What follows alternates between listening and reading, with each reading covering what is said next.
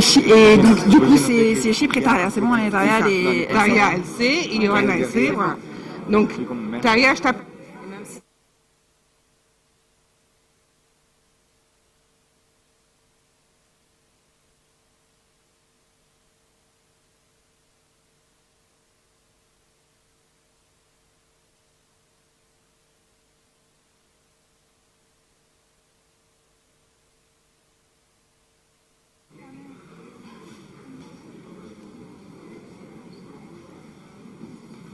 Hello, good morning. Okay. Good morning, bonjour, kalimera. Welcome to Limassol, Kalosirtate Stilemeso, to this information session for the second call for proposals, the first dedicated to thematic projects of the Interreg Euromed program. It's a pleasure to meet again here. From our kickoff meeting last December was in Lisbon to the other side of the Mediterranean here in Cyprus.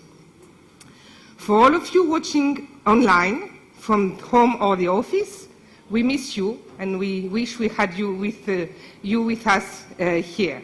And we hope that we will get to see each other soon in real life. Many of you, more than 900 participants, are online. So this means that we are very popular, and it shows a great interest in our region, of course. So this shows that we have a tremendous potential for the program. In any case, wherever you are, we are all connected here around a common ambition that we all share, make the Mediterranean green transition happen. We have already taken many important steps towards this goal, together with our projects, our partners, so you, and we will continue in this direction with our new program, which has been officially approved by the European Commission last 31st of May. So, the launch of our call for proposals for thematic projects is a new step in the journey. Before starting, we will start with my colleague, Laura Pugieux. Hi, everybody. Our communication officer for the housekeeping announcements. Yeah, I will just give you some information, some practical information. So there is translation available for all of you today, English and French. So English is the channel number 1, and for French is the channel number 2. We also have a Hopin app, which is actually, it's not only an event platform, it's also a networking platform. So on this event platform, you can view today's agenda, you can complete your profile, you can chat with other attendees attending online or on site. Well, there are many features, and we strongly advise you to register for this event platform, which is Hopin, I repeat, and you can download it here if you scan it with your phone with the QR code. So we already have, I think, 600 participants registered on this platform. So there's a lot of people to network with. And we will also be using Slido today for the questions. So we won't take questions from the floor. So people in the room, beware of that. You can either use Slido directly from the app, or you can use it by going to your browser on your mobile phone and type in Slido and then call 2, because the code for this event is call 2. So what I propose you today is to have a warm-up question to see whether you're already on Slido. So I will wait for you for a bit, and in the meantime, while you're going to Slido, I would just like to show you something. Your badge it's not just a badge, it's also a coaster. So in French, sous-boc ou sous-verre. So you can just, whenever you go back home, you can keep it and use it as a coaster for your beer, for your wine, or also for your water, if you like something soft. So the question on Slido is, what is your favorite Mediterranean food? We put a few options over there. We couldn't put all of them, so if your favorite Mediterranean food is not there, don't be offended. We put just the most famous one. So let's see the results. I think moussaka is the first. Spaghetti alla carbonara is quite close. Yeah. So we have a lot of Greek food aficionado then. Okay.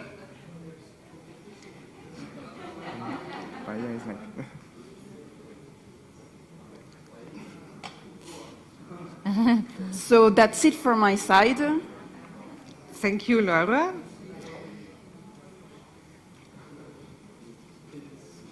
So now, we will start with some welcome speeches before starting. And I will ask our host, Ioanna Kleanthous, from the Ministry of Finance, Directorate General Growth of Cyprus, to have a welcome speech. Please.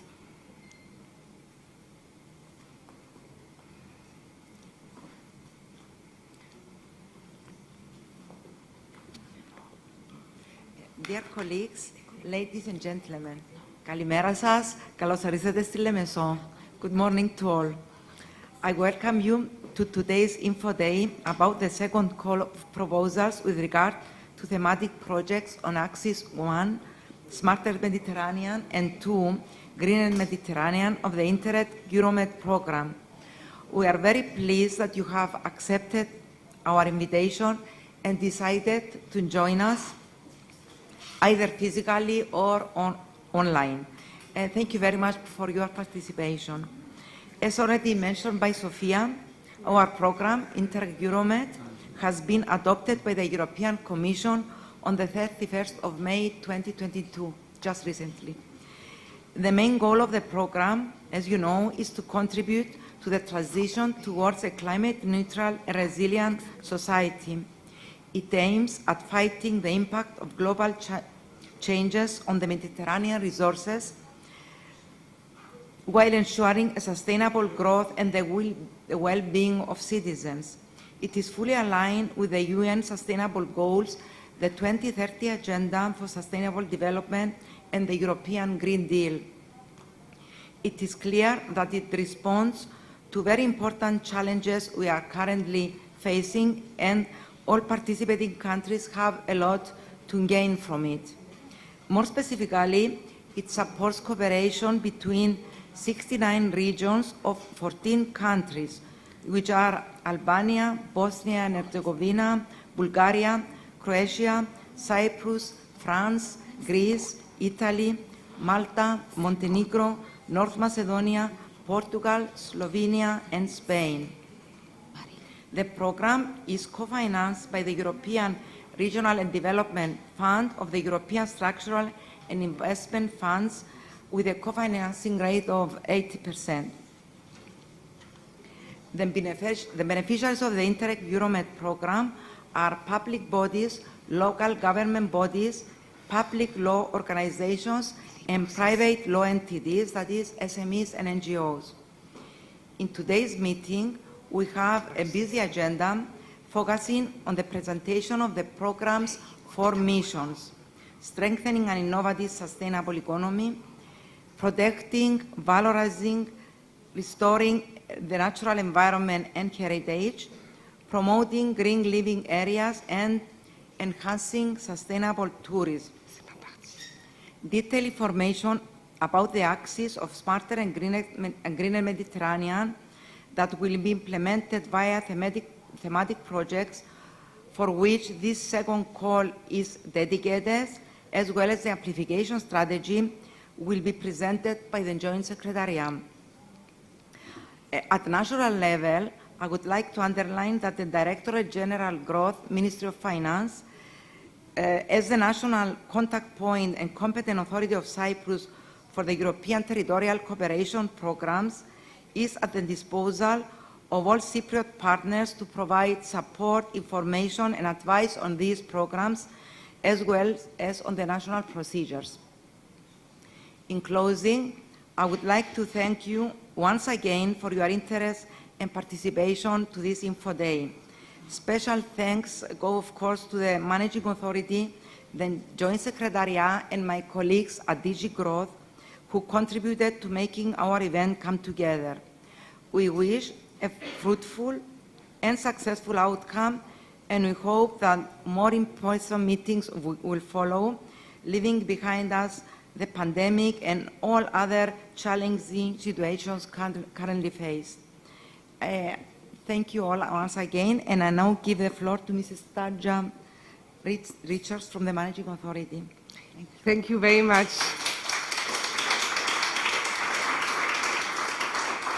So please, Tarja Richard, our Managing Authority from the Région Provence-Alpes-Côte d'Azur.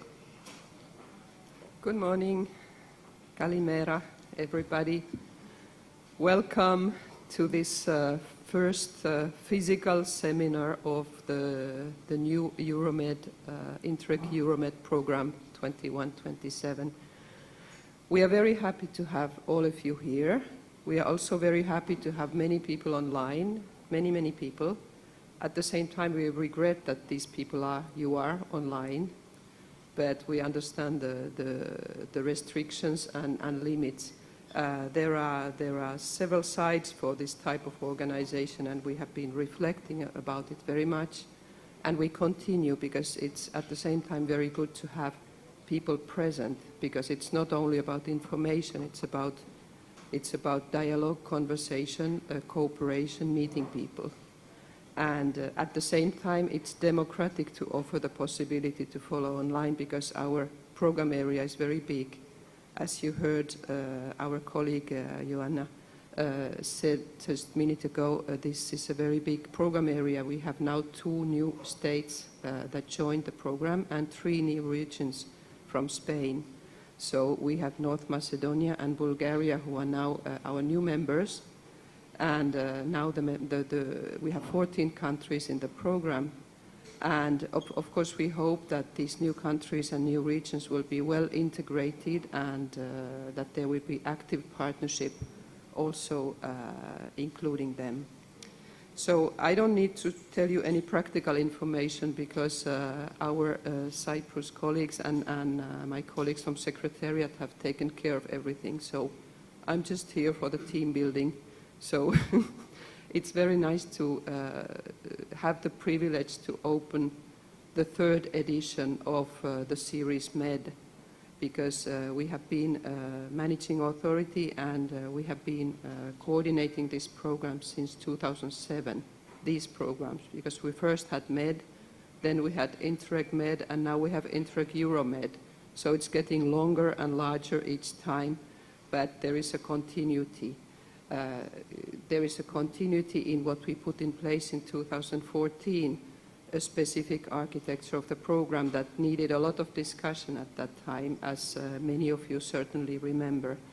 We introduced the horizontal projects, we introduced the thematic grouping of projects, we called them modular projects, and so on and so forth.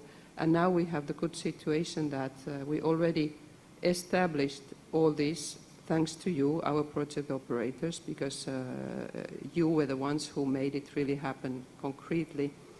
And now we can, let's say, concentrate on developing even further the dimensions of capitalization, use of the results, and the governance dimension in the Mediterranean. Of course, not forgetting, let's say, the basic work, and this is not at all a negative concept, the basic work which is on the basis of everything, which is the work of every single project that we are financing towards the common objectives. So I hope that all your questions will be answered today, and if this would not be the case, do not hesitate to ask more and contact especially my colleagues from the Secretariat. They are the ones who do all the work. And we would like to specifically thank, of course, our hosts in Cyprus, who are hosting us extremely well and will be hosting you as well extremely well, who are here all through the day. And I would like to thank all our program states, because we have been entirely building up this new programming virtually with them. We have had 15 task force meetings all on the screen, and without their confidence and their contribution, we would not be here today. So big thanks for everybody for the cooperation, for the spirit of cooperation, and now let's get started. Thank you.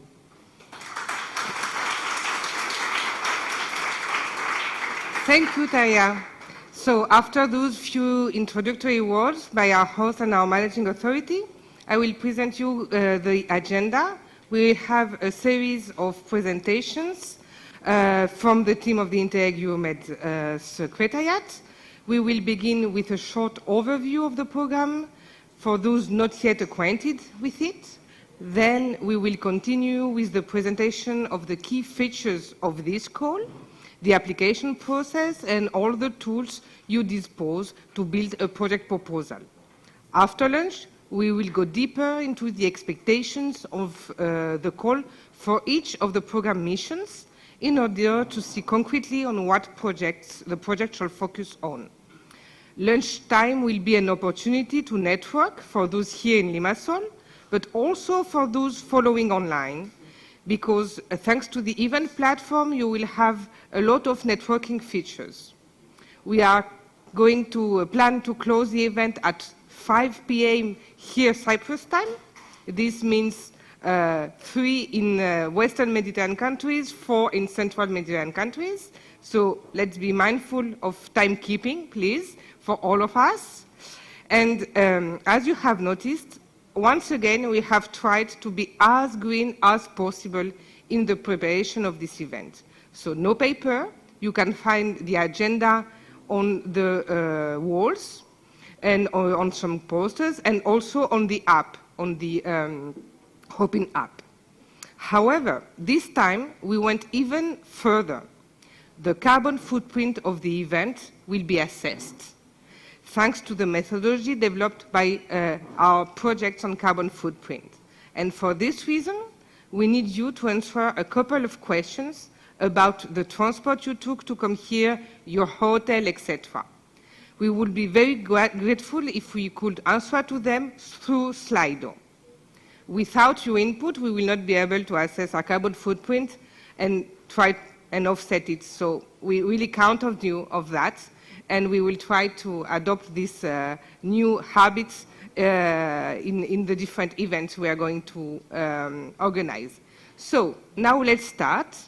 I invite my colleagues, Maria Gueva and Axel Rodriguez-Garot, and Laura Plugieux for the first round of presentations.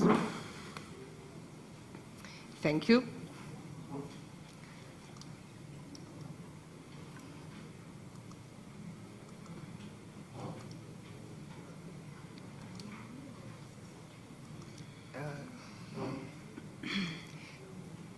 Good.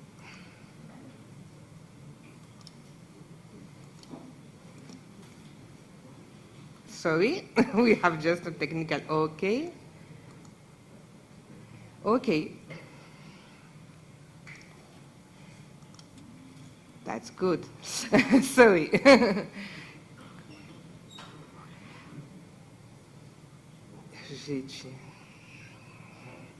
So, yes, I forgot to tell you that you can ask all your questions through Hopin for all those registered on the app or directly via Slido. And as said by Laura, you can use the code CALL2. So we will take some of your questions after our presentation. So just before going in deep with the call, let me recap to the program context and ambition and how it is structured.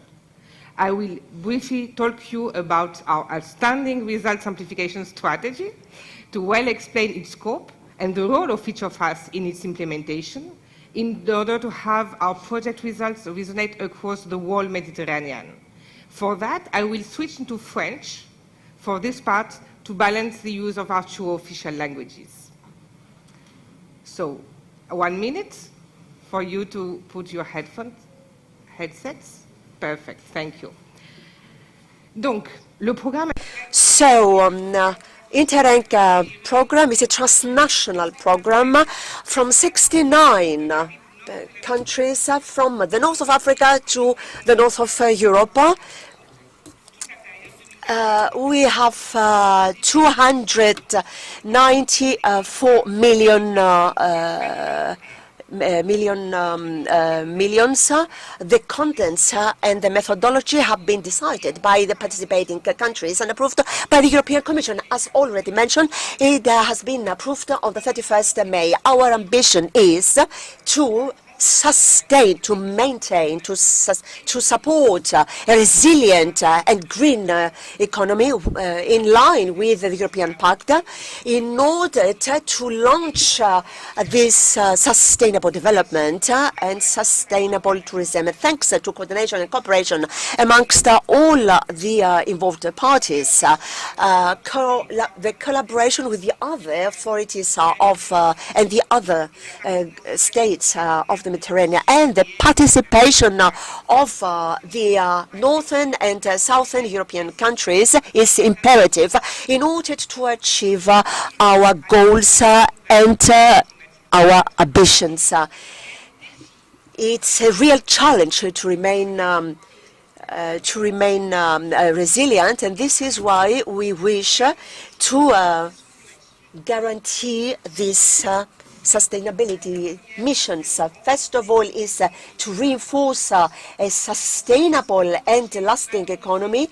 Then it's protect and utilize the natural environment and the heritage, and then promote the basins and the green basins, and then improve the sustainable tourism. This is how we will be able to reinforce and consolidate the results obtained. So each program's outcome will be utilized in order to tackle very important questions pertaining to the Mediterranean basin. As you may understand, this is considered as part of the Mediterranean Development Program, focusing on very specific goals.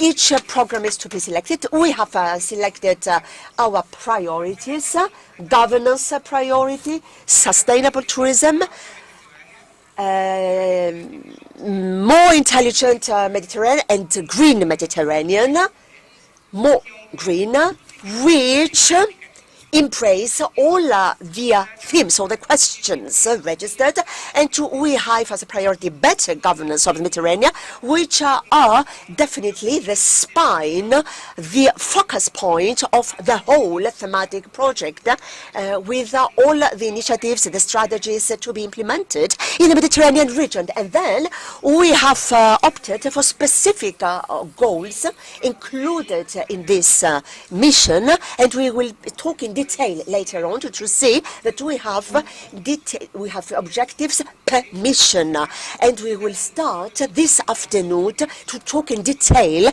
per mission and to see how we may be integrated and how we will contribute, all of us, and assume some responsibilities. What you have to remember for your proposition, so you have to choose one mission and a very specific goal, one that reflects better your subject area. So we will see the different goals along this period. We will consider a couple of the projects, thematic projects, to contribute to the priorities a more intelligent Mediterranean, and the governance project, a better governance in Mediterranean region. Be careful. This call is related, but to the thematic projects launched in February, and it closed. It will close in the late June. So this within the framework of the green and more intelligent priorities. So we have test, study, transfer, and territorial strategy projects. 4 pillars. So this pro-thematic has to do with the study, test, transfer, and territorial strategy pillars. So, what is about this project? This will perform analysis. They prepared collaboration to implement new strategies, policies, instruments, and actions. Be aware of a very restricted financing during this step of call for propositions. They just considered to go further when we choose these projects. Test is just strategies, policies, action plans already developed jointly in order to validate the concrete solutions to be transferred. And then we tackle the third stage, which is transfer one. Transfer will optimize and share these policies, strategies, instruments, and action plans already jointly validated to be adopted by the involved partners. For this call, of course, you have to transfer the outcome from the program period 14-20, which are either integrated, of interest, or thematic. So these 3 pillars are related to this zone, and each project aims at implementing actions and will contribute to one of the 4 missions in order to tackle and raise the more important challenges accordingly. So you can see here that each project will contribute within a thematic project. And then we have governance projects. They implement actions to answer to priorities, to a better governance, because these thematic projects will facilitate to consolidate and adopt these governance projects. And then we have the institutional projects. We will have 1 thematic community project, 1 governance project, and 1 institutional dialogue project for each partner. So we are about to evaluate the candidates. And in November, we will start organize in order to welcome the thematic projects belonging to this region. The actions, the competences, and the goals, the missions will be amplified and will enhance the outcome of the thematic projects to transfer them into practice and to be integrated in national policies. This is the final goal. This thematic project facilitates synergies, collaborations, develop technical expertise, integrating results, strategies, and policies in order to sustain an efficient transfer all over this territory. The institutional project sustains the efficient cooperation amongst all the partners. We will optimize the conditions, terms and conditions for the transfer and for the integration of results into political in political policies and into practice. So on a transnational governance level, within the framework of Euromed Interreg. And now here we have our famous optimization results history. It's a development of an action plan of capitalization of whatever is implemented. It is based on the experience acquired from the past periods. We will go back in order to consider all the objectives and to ensure the perfect implementation for all, because we have to implement with a conviction, a vision, and the common concept. So each one amongst us, you inclusive, private or public sector, common secretariat, jointly working all of us, and the management authority will be involved.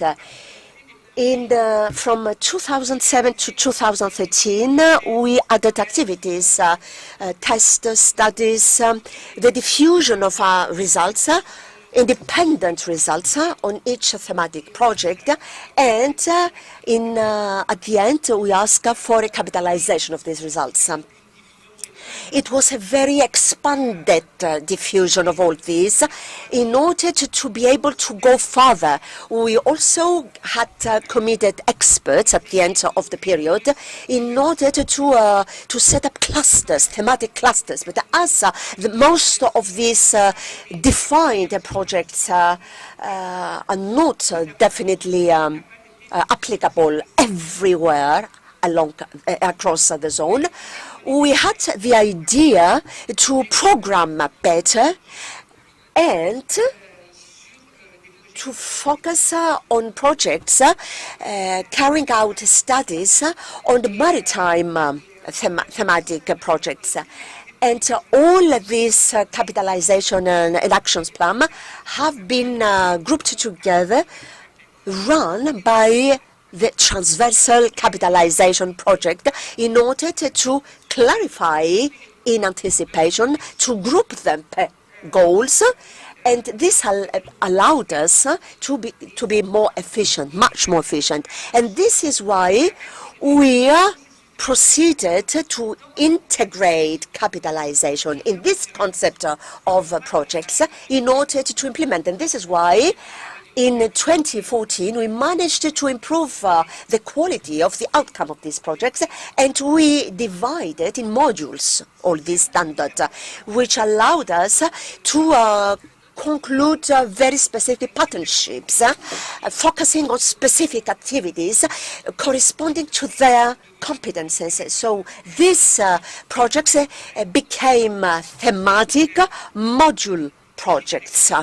And so we conceived horizontal projects in order to facilitate the monitoring committee to become more productive. They also organized the collection and diffusion of outcome, and which facilitated the transfer of all these modules and make more understandable all these outcome collected. So the idea, the concept was to enhance the impact of these projects, because we wanted this way to implement governance projects more efficiently.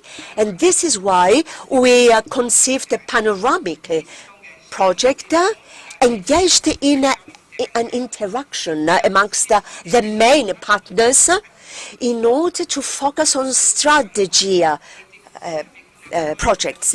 So we made an evidence-based approach, and we tried to find out a very concrete material for this period concerned.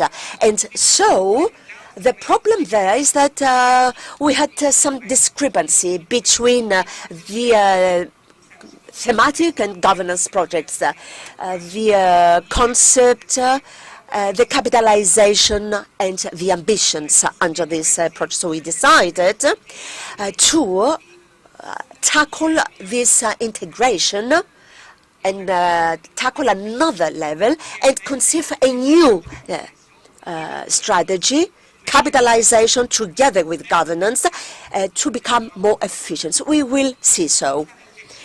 So thinking of all this capitalization process helped us to observe the necessity to get engaged all these partners and consider capitalization of us as a common concept to share. So we will continue with this program with thematic projects, studies, tests, transfers, and territorial strategies.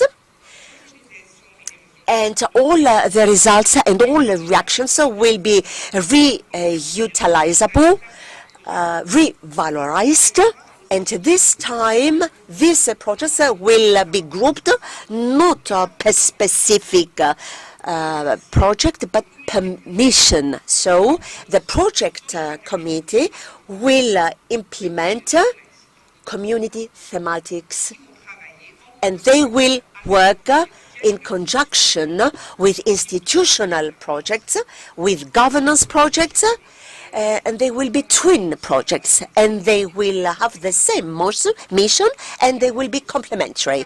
And in addition, the Mediterranean partners will be much more involved in governance projects through activities more structured ones, and all these activities will be sustained, of course, by the Common Secretariat, mainly the coordination amongst the projects, and also with the directly involved partners in this project, the monitoring committee, the management authority, the national contact points, according to their role within the program.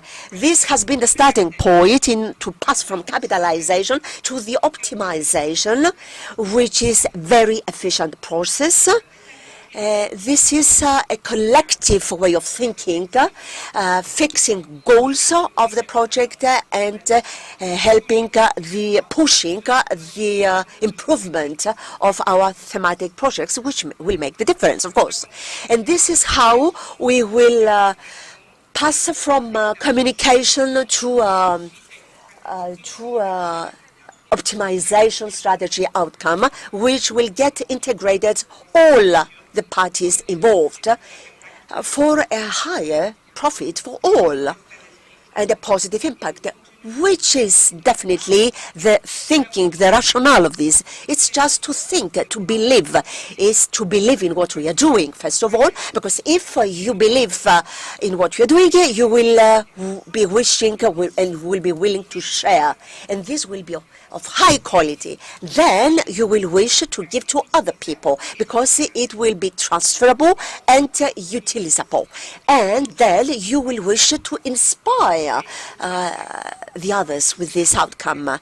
And all this because you want to make the difference in your territory, in your zone.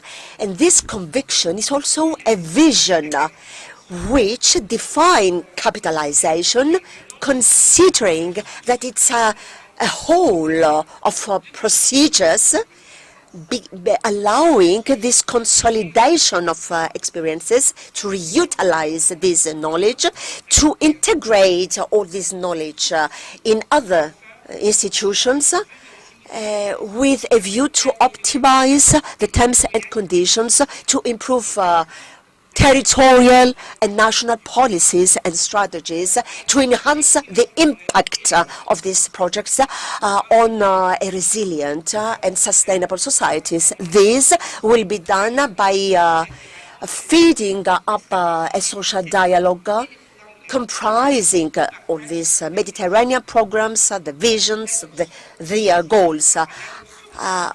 Adopting these common solutions, because this is the objective, to adopt them, will help us to coordinate approaches and policies on different levels, on a local basis, on a regional basis, on a national basis, and so on and so forth.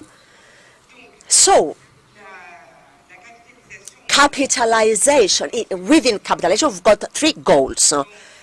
according to what we have already mentioned, first of all, facilitate the utilization, reusing and sharing knowledge, experience and outcome of these projects by others. Second, to encourage the transfer of practices and results and transfer to other actors. And third, the integration in the development of strategies, policies, which is the case of the European projects. And last but not least, to inspire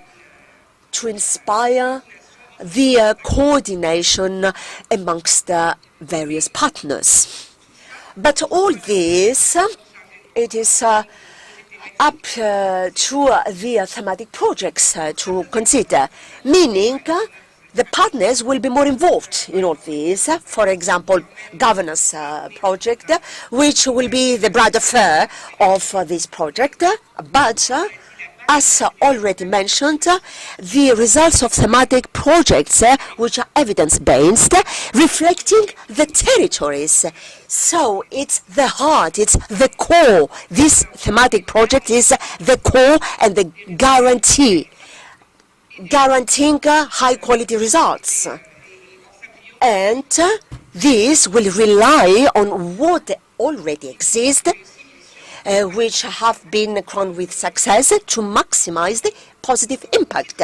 So we have to work hand in hand with the management authority and so on and so forth, and amplify collectively the implementation of this outcome. So quality results and work to be done within the governance project. Of course, we will come back to this point later on. So, what I wanted to say is that regarding this strategy, we have a very typical list of actions that you can find as to what we propose you to do in relation to the thematic project. So we invite you to go through this strategy and consider how to build your propositions, what kind of actions to implement. That's it. This is as far as the common part is concerned. I will turn to English to proceed. Have this full picture regarding the program. Let's have a closer look to the call for thematic projects. I invite first our colleague Maria, who will give information on the key features that concern all projects of this call. Because before starting, we need to explain that we have published 4 terms of references, 1 per each mission in the context of this call. As applicants shall choose, as we have seen before, 1 mission and 1 specific objective to fit into. The specificities for each mission will be explained after lunch. Now we have the key features for all projects. Please, Maria. Thank you. Hello from my side as well. So the 4 terms of references will be presented, as said by Sophie, this afternoon. We are now in the second call for the program, but it's the first one that targets thematic projects. It is probably the biggest call that we will have for this whole period. It's 1/3 of the program budget. Let's have a look at the key features that concern all the terms of reference. Here on the slide, you have the list of the different types of partners that are eligible to the program. This is common for all terms of reference. For this call, there is no specific restriction, but you can find in each terms of reference recommendations and on expected partner profiles for each project category and for each mission. Any of the listed partners and types of partners can be part of the program by joining a partnership either as a co-funded partner receiving funds or as an associated partner. What is the difference now between co-funded partner and associated partner? Both should be in the previous list and should be relevant to the issues and the objectives tackled by the project. Co-funded partners should come from an EU member state or one of the 4 countries of the program cooperation area that benefit from the IPA funds, namely Albania, Bosnia and Herzegovina, Montenegro, and North Macedonia. Associated partners can come from any country within or outside of the EU. Co-funded partners receive a co-financing of the program of 80% of their total budget foreseen in the application form. The remaining 20 should come from own or external contribution. Associated partners, on the contrary, do not receive funds, but the costs related to their participation in some project activities and some projects are sponsored, let's say, by the co-funded partners.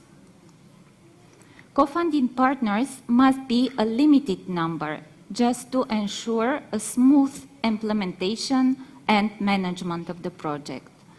Recommended size per project category is included in each terms of reference. There is no recommendation for associated partners. However, the role of each of them must be well justified in the application form. Co-funded partners implement the activities as they are detailed in the application form and must report their activities and certify expenditures to get reimbursed. Their profile should correspond to the activities that are foreseen for each category of project.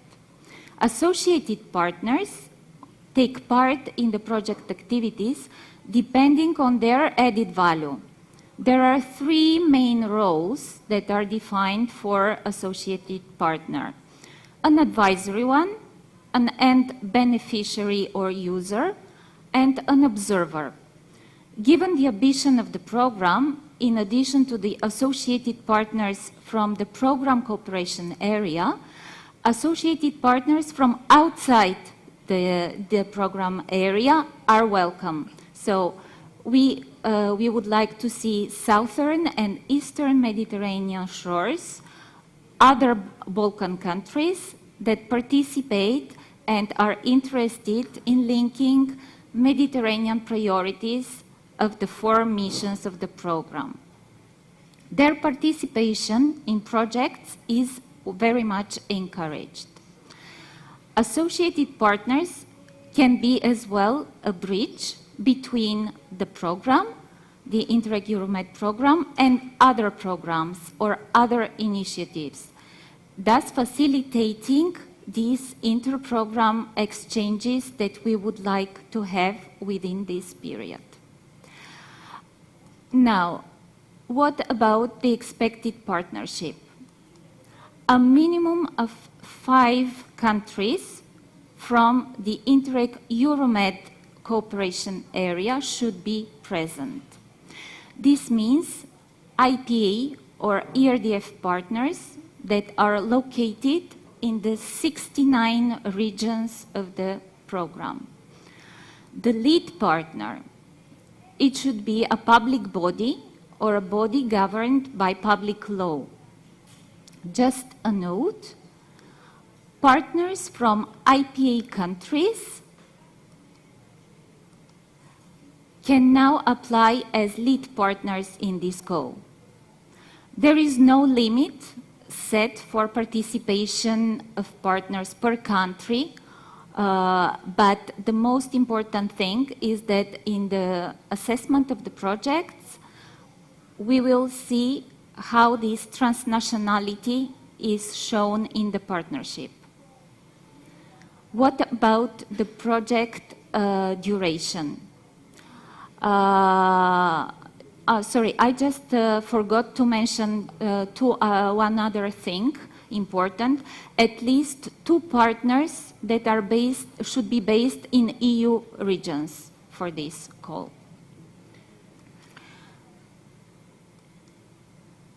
What about now the project duration? The project duration depends on the category of projects that you will choose.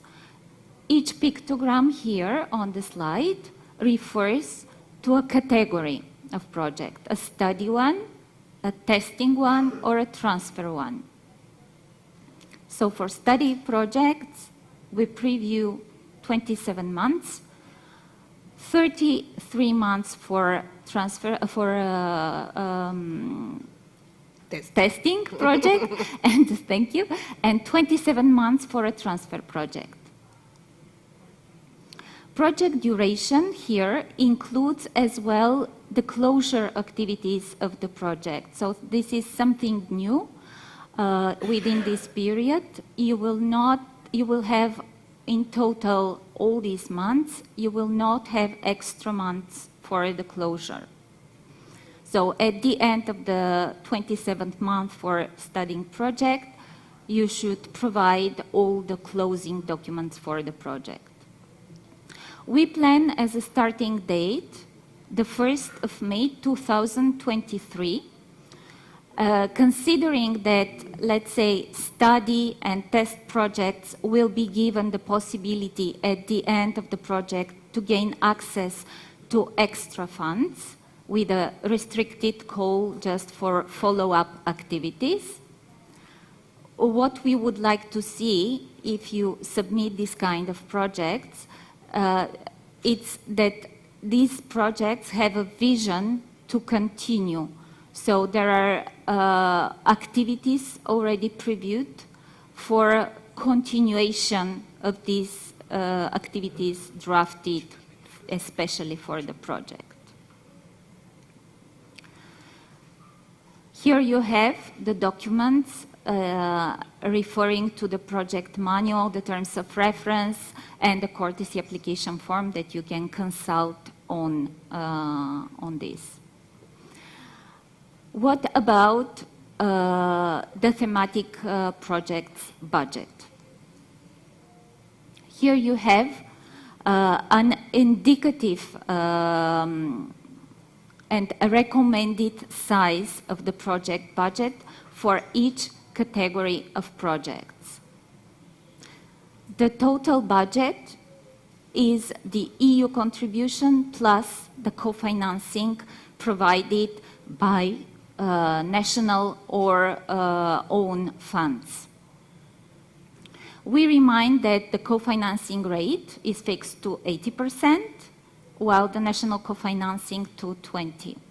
There are no limits in the budget per country, nor per partner, but what could be assessed afterwards in the assessment is the balance, the realistic and coherent budget. This is the one expected that will be assessed. Some dedicated chapters in the manual in regards to this are here on the slide. When elaborating your project budget, just keep in mind that communication and branding rules have changed. Logo and website are provided by the program. During technical meetings that we will provide you with, we will go deeper in the details of the building of the work plan, the intervention logic, how to build activities and budget. Some simplified cost options are now available and are introduced. New lump sum amount for preparation cost, 37,000 euros, including partners from IPA countries, which is new. A flat rate for administrative and travel and accommodation costs. There is no advance payment now for IPA partners since they can now benefit from preparation costs. let's have a look now at some compulsory activities that should be foreseen in your application form. Besides communication and management and coordination of project tasks, the program manual and the terms of reference foresee this set of compulsory activities to all projects. More details will be given as well in the technical meetings which we will organize. The fact that the Interreg Euromed program is very much now focusing on the environment and mitigation of climate change on the Mediterranean determines the inclusion and the implementation of a targeted carbon footprint monitoring activity. And this is for all projects. It is fully in line with our strategy, ensuring environmental sustainability. As a general rule, projects must first think of reducing the carbon footprint, so the emissions that they will produce with the activities. In addition, they have to include one activity to calculate this carbon footprint. And finally, they are invited to compensate it as a third step when this is feasible. Projects shall use the methodologies and the tools that will be provided by the program and which will be soon available. Each project shall participate actively in the thematic community of the mission to which it belongs, to benefit from the experience and support of the governance projects. Those activities will be co-financed through the project budget. So indeed, in the strategy of the program, the governance projects aim to amplify the results of the thematic communities of the thematic projects as already explained.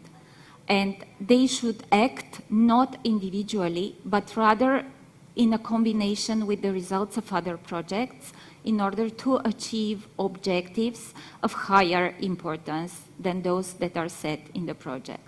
To this end, the governance projects, and particularly the thematic community projects, will implement activities that are focusing on sharing, exchanging, and development of synergies between the different projects. And this implies an active participation in this group of activities and in the activities of the governance projects just to maximize the impact of the thematic project's results. So the details of these activities will be developed by the governance projects that will lead the implementation, and from the outset, the thematic projects must very much adhere to this approach of cooperation and synergies and work in the thematic communities. In the project proposal, this dimension must be integrated, and a part of the budget should remain available for these kind of activities and allow at least participation in meetings organized by governance projects and necessary participation, including provision of, let's say, staff that will work on these activities. So, however, independently of the specific activities of the governance projects, the program will support as well the implementation of a Interreg Euromed Academy. This is a platform and that is set in the 14-20 period and serves as a training platform to support the dissemination and transfer of knowledge of results. In this framework, all the thematic projects will have to participate in the joint elaboration of, let's say, a pedagogical material, like at least a short video that will be published as a resource in the section of this academy. The creation of this video will be framed by a steering committee in which the program as well participates, but the governance projects lead. The production of this video should be at least 1 minute, and all the criteria will be given to you before starting your project. In addition, you will have to foresee at least 2 face-to-face meetings per year involving the lead partner and 1 result or communication amplification referent from your part. A participation to 1 joint activity, communication event, during the project lifetime.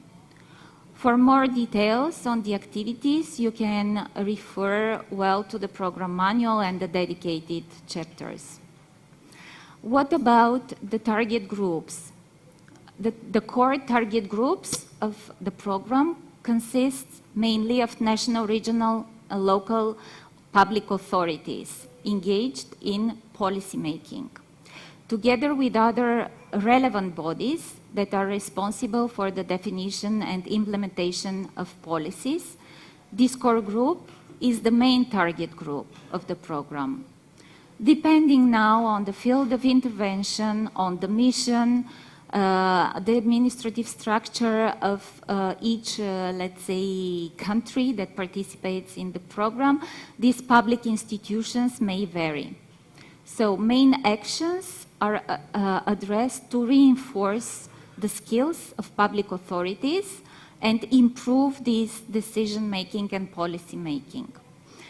Beyond this core target group, there are other organizations that are also targeted for their role and that are relevant for the different missions. You can see all these recommendations in each specific terms of reference. The involvement of bodies that work on territorial level, like thematic agencies, private sector bodies as SMEs and business support organizations that are as well key target group to help this transformation to innovative and sustainable economy. We have as well universities and research centers that are another target player connecting policy to practice, and as well we can rely very much on what we have learned, let's say, in the 14-20 period, where we can see that thematic networks are very much welcome to participate, as they ensure this multiplication of results and mobilization of key players. Citizens, we should not forget the civil society, yes, and associations that they can benefit from all the actions and should be included to get this ownership of the results. So beyond this global overview of the main bodies that are targeted, you can see in each terms of reference those that belong to each missions. What about the target areas? The target areas in general are coastal areas, islands, rural and mountainous areas, and urban areas. All these areas, depending on the types of activities, we should, let's say in the application form in your project and activities, focus on one or more of these areas if they belong to your kind of activities. So facing strong human pressures and being densely urbanized, coastal areas continue to be the main challenge for the program. And the mitigation of climate change, like sea level rise or coastal erosion, together with innovative integrated approach, considering sustainable production and consumption practices, could ensure this better future for the Mediterranean. There should be a balance between the economic activities, the protection of the environment, as well as the development of the territory. What about what we expect as a continuity? What we have already achieved in the 14-20 period is really important, and we should build on these results that we have already in the 14-20 period. But we should build not only on Interreg Med project results, but as well on results coming from other programs.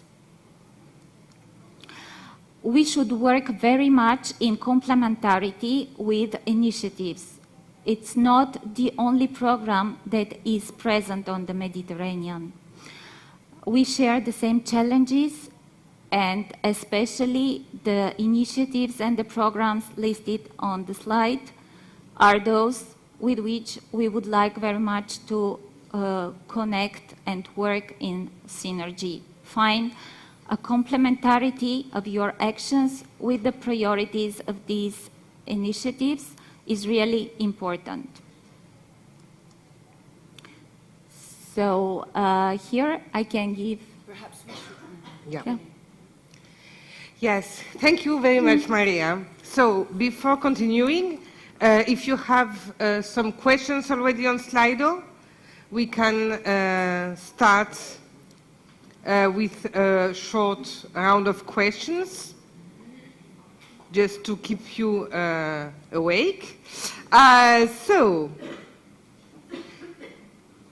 The first question: are there any limitations regarding the participation of an organization as a partner or coordinator? Thanks. So, no, there is no limitation set in this call. However, we discourage the multi-participation, of course, of partners in order to avoid to be in many projects at the same time and to concentrate, to focus on few but good quality of projects and results. Are small-scale projects foreseen in future calls, like in another Interreg programs?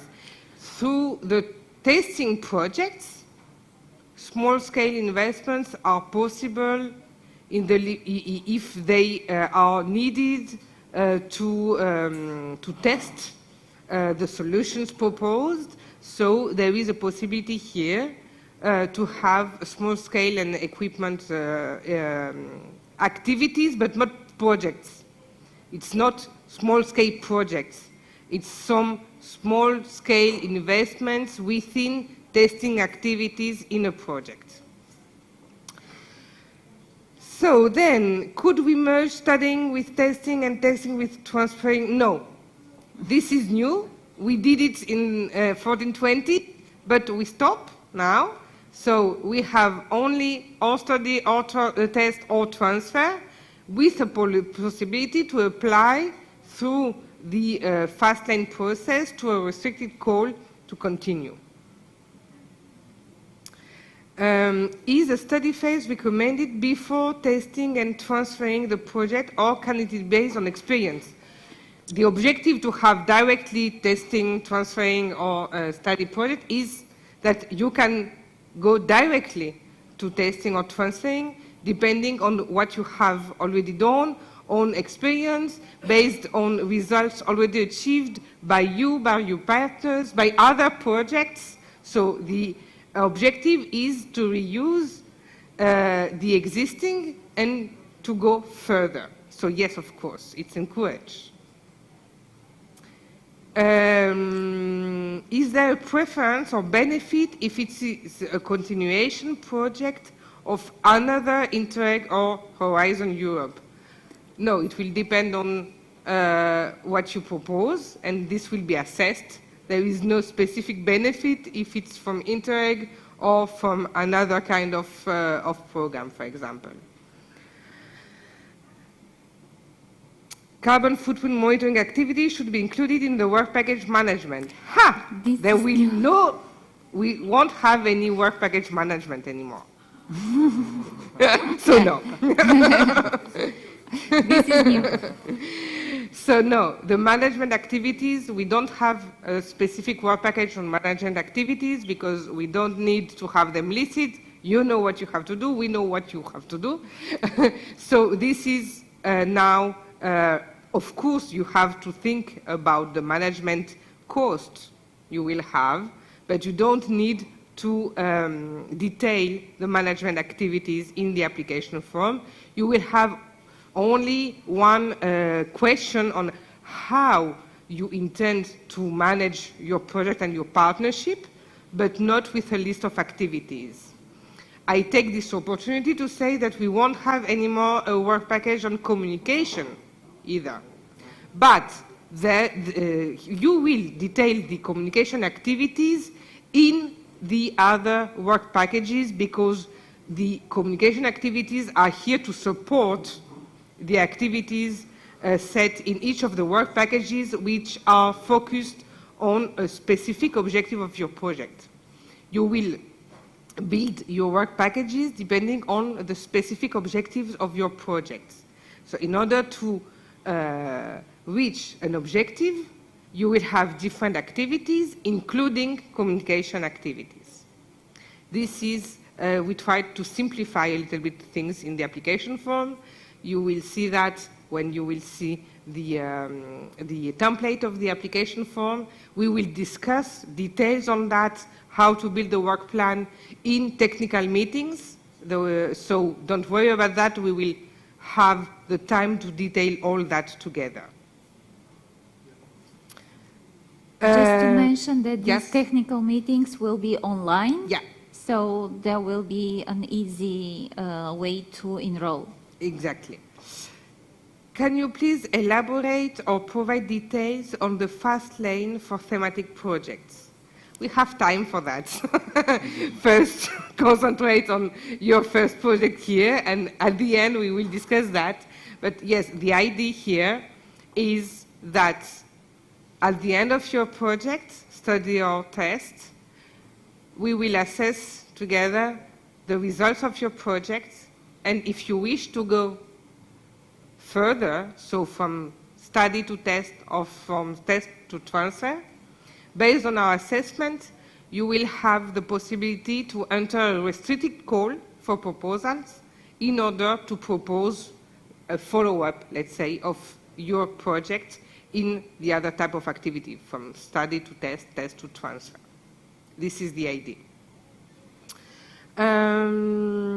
What about preparation costs if they will be paid to the consortium after the first progress report is approved or at the project start? It's after the signature of the subsidy contract after the project starts, indeed. So you don't have to wait for the progress reports to get paid the preparation costs, and as we did in 1420, they will be paid directly to the partners depending on how you have split the total amount between the different partners of the project. Then, as for the first call for proposal, there will be the possibility to choose the 3 different typology of projects. You have to choose one Of these 3. Of these 3. Is it compulsory to have within the partnership a public institution or policy maker? Compulsory, no. However, I remind you that one of the eligibility criteria, as detailed by Maria, is to have the lead partner must be a public or public equivalent body.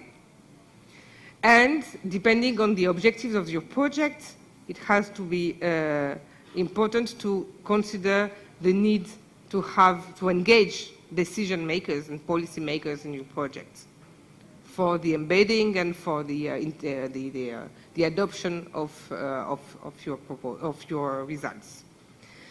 Last but not least, is eligibility of partners based on the national or regional geographical location? In other words, are organizations from anywhere in Portugal eligible? So, yes, it's clear. The second. So, yes, there is all EU any institution located in the EU is eligible to participate in the program. However, in the minimum set of 5 countries, in order to get to build a partnership, the partners from those 5 countries must belong to the 69 regions of the cooperation area of the program. Is that clear? But you can have a 6th one from Portugal, from a region that is not in the cooperation area. Okay, so this was the first one of questions. Now, Axel will explain us how to apply to this call. Thank you very much, Sophie. So, good morning to everyone. In this part of the presentation, I am going to talk about the key aspects of the project application procedure. Project applications are 100% dematerialized and must be submitted online at the following address, that's gems.interreg-euromed.eu. In this webpage, you will find the application form to be validated before the 27th of October at 1 p.m. Brussels time. The courtesy application form, providing some guidance, will be available in the website of the program. In this courtesy application form, you will find some instruction that will help you fill in all the different fields of the application. Once the application form has been submitted, the mandatory annexes will have to be uploaded on GEMS before 10th of November at 1 p.m. Brussels time. Those annexes include partners, including lead partners, and associated partners declaration generated from the GEMS system and signed, and also the assigned page of the submitted application form. After the closure of the call and the reception of the proposal, the selection procedure will start. In this screen, you will see the main stages of the process. We start with the project assessment is based on 3 main steps. Each one of them can lead to the rejection of the proposal. First, we have the administrative and eligibility check, which are the key technical aspects to consider. Your proposal receivable. Then we have the quality assessment. The content of the project proposal is evaluated from the quality point of view.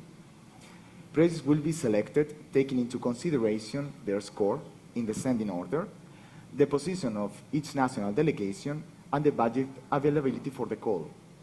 This assessment will be made in 2 phases. The first one mostly dedicated to strategic criteria, like the project relevance for the area, including strategies embedding, and the terms of references, the cooperation character, the intervention logic, and the partnership. The second phase mostly concerns the operational criteria, like the work plan and the budget. Each phase is eliminatory. Only parts of the application form concerned by each set of criteria is assessed in each phase. Following the assessment of all proposals, those are ranked according to the score per mission. A final decision on project approval or rejection is taken by the program committee. Based on their overall score and final ranking, the proposal with the best score per mission will be approved. Assessment material is available on the terms of references. The threshold for projects to be recommended for approval to the program committee by the Joint Secretariat is of 18 out of 30 in the first phase and 35 out of 50 in the second phase of assessment. Pre-contractual criteria concern approved projects. A deadline of 2 months after approval is given for submitting key additional information or documents if needed.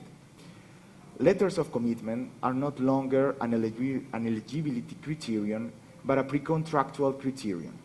Presence, mistakes, and completedness are not an eligibility criterion anymore. Now, here you have the key dates of the calendar for this call for proposals. The opening of the call will be the 27th of June so next week of 2022. And then during all the process of the application, we have mentioned it before, there will be some technical meetings that will help you with the drafting of the applications. We'll start on the 7th of July with partnership and logical framework and indicators. On 8th of September, they will have the meeting about the work plan and mandatory activities.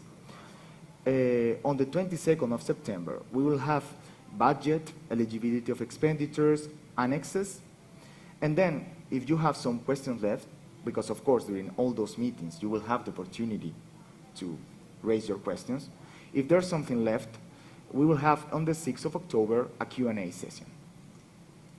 Then after the submission of the proposals, we have the 27th of October at 1 p.m. That is that the application form must be validated on GEMS. And then on the 10th of November, as I said before, at 1 p.m., here says noon, but it's 1 p.m., Brussels time, the mandatory annexes must be uploaded on the system. Of course, during all this process, you can contact us and we will help you. After all the annexes has been uploaded, we'll start the phase of validation, and the assessment and selection by the program committee will be developed between November 22 and March 23. The length will depend on the number of applications that we have received. For more detailed information, in the program's website, we have put at your disposal plenty of documents and tools, as you can see in the screen. We have the guide GEMS that has been published on the webpage. We have also the program's manual that we totally recommend to read.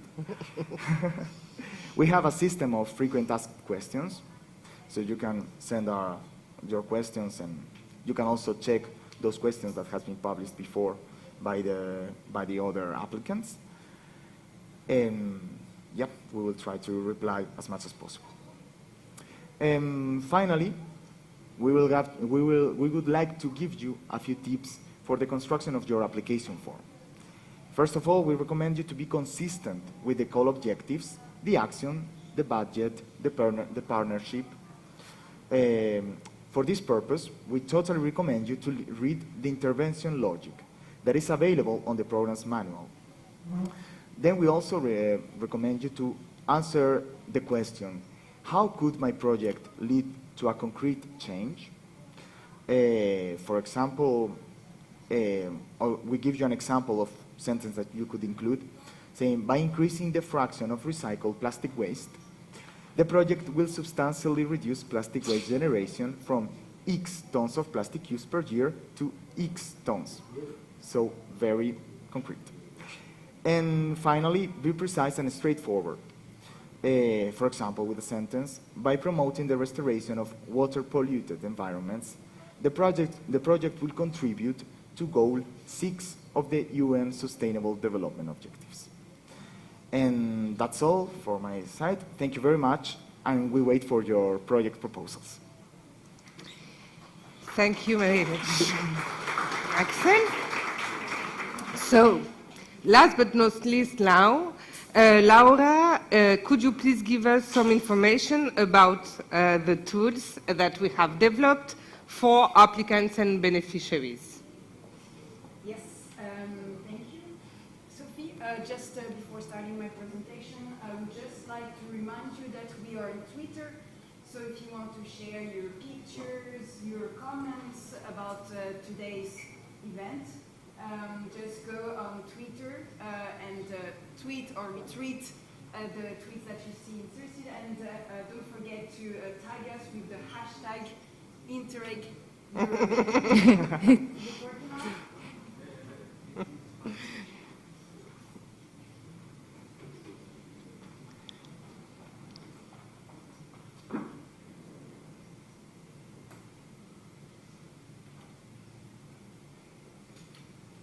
Okay, just So Twitter, you can use Twitter. We are, of course, don't hesitate to use the app also to ask your questions. We will have a second round of questions. Should I repeat for those following online that did they hear anything? Yeah? Okay. Okay.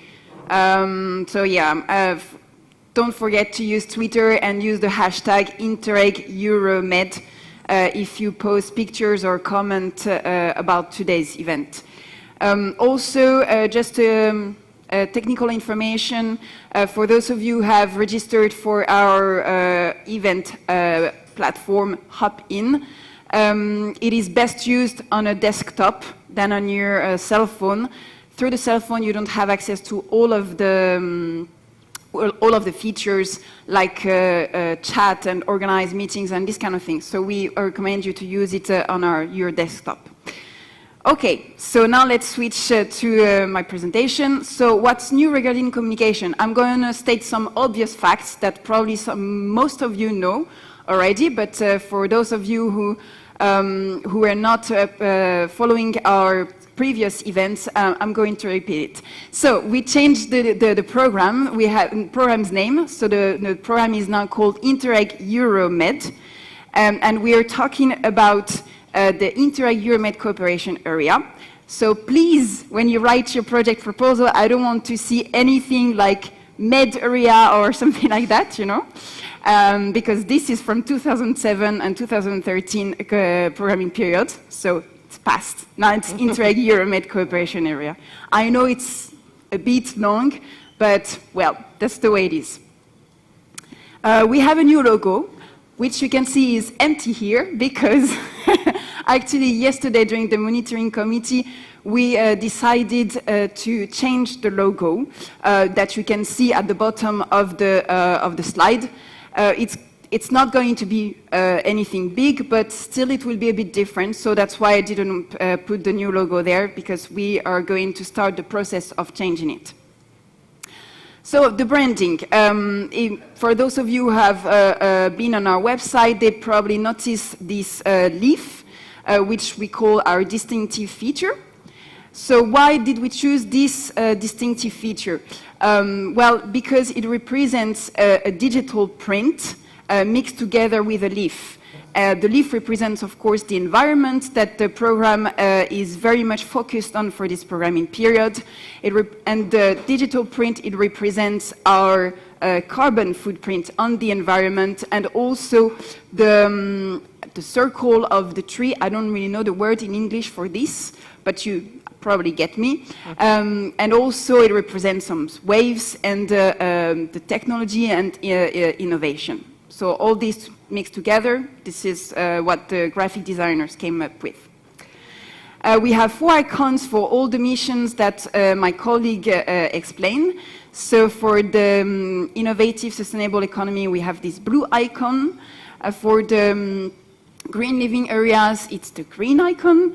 And for the natural heritage, it's the yellow icon. And for the transversal mission, sustainable tourism, it's the pink icon. So I'm sorry if you don't like the colors, but that's what it is. So the website, it is new. It is online since February, I believe. I don't remember exactly when. So the URL address is InterregEuromed. I invite you to go to the website because you can find all the information that you need for your application there. So it has been designed thinking about you, about applicants. So you can find an online forum for each of the mission that we previously told you about. So on this forum, you can search for potential partners. There is already quite some people registered on this forum, so I invite you to register.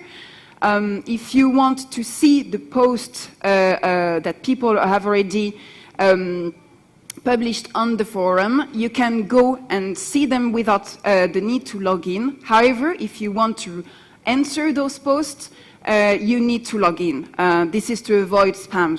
So this is not to annoy you, to create another account somewhere. It is just to avoid spam. So, but it is a very useful tool, and actually at the beginning of 2014-2020 we had one on WordPress as well, and it was very much used, so I recommend you to go there once the event is finished, because the one important information, the Hopin app will be closed on the 7th of July, I believe. We have it only for a month, so I invite you to get all the discussions and the contact that you had on this app and keep them, and perhaps switch to the forum. On the website we have a FAQ system which is regularly updated with your questions, and we have 3 pages of interest for potential applicants. The 3 pages are Get Involved, the pages for call 1 and 2, and the page which is called Documents and Tools. So on the page Get Involved, you'll find information about the calls, the calendar of the call, the open and past calls as well. So for the call number 1, you can find everything there. We didn't hide the page, it's still online. There is also access to the forum and access to GEM. On the page dedicated to the call number 1 and number 2, you'll find a short description of the call and the targeted project types. You'll find the list of events that we are going to organize to support our applicants, that my colleague stated all the dates. So you find on this page all the events and the link to register and the materials that we will publish after the events. You also find, of course, the documents, the terms of reference.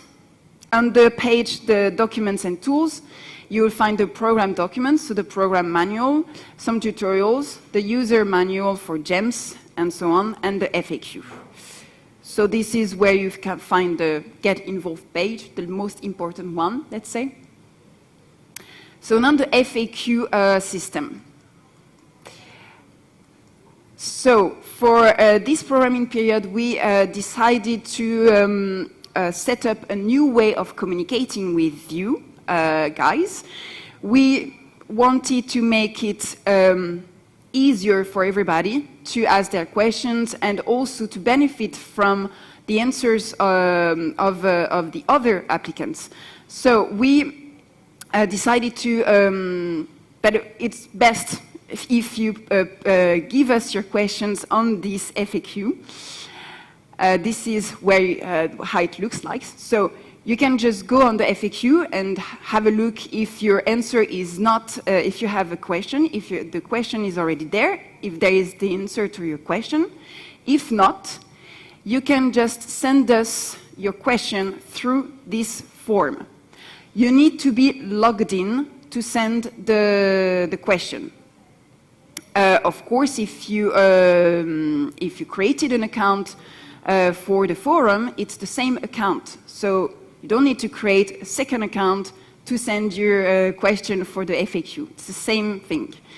So you just need to type in the title and your message, and we will assess the question, review the question, and post it on the FAQ on the website, so everybody can benefit from the answer that was given to your question. So we invite you to check your email, because you will be notified about the answer to your question. So this is how the your account page looks like. And the form, as you can see, there is one for each mission, and there is also one for the Mediterranean governance. Not mission, but okay, so now it's time for a bit of promotion for the Interreg Euromed Academy, because our partners from the previous programming period, they did an amazing job in setting this Interreg Euromed Academy. It was not easy, it was time-consuming. So we invite you to go and have a look at this Interreg Euromed Academy, because there is a lot of information that might be of interest for you. It is dedicated to anyone interested in being involved or getting information in the transition towards a more sustainable, inclusive, and resilient Mediterranean. So there are already like 6-8 courses available online, and there is a course catalog. And I would like to promote a course which is going to go live very soon, which is about funding opportunities and cooperation mechanisms for a sustainable Mediterranean. In this course, the Inter-Euromed program JS participated, and we published a set of videos where we explain everything about the program. Actually, everything that you have heard today, it's going to be there, and some more information. So I invite you to go and follow this course. That's it from my side. So if you have any question. Thank you, Laura. Thank you very much. So, as explained by Laura, everything you need is on our website. Don't hesitate to register to the forum, to find partners, ask you questions through the FAQ system, and check our website regularly to stay tuned with new news, events, etc. On the page dedicated to the call, you will find information about all the upcoming technical meetings, all the PowerPoint presentations of each meeting, and any other relevant materials. So let's have some questions now.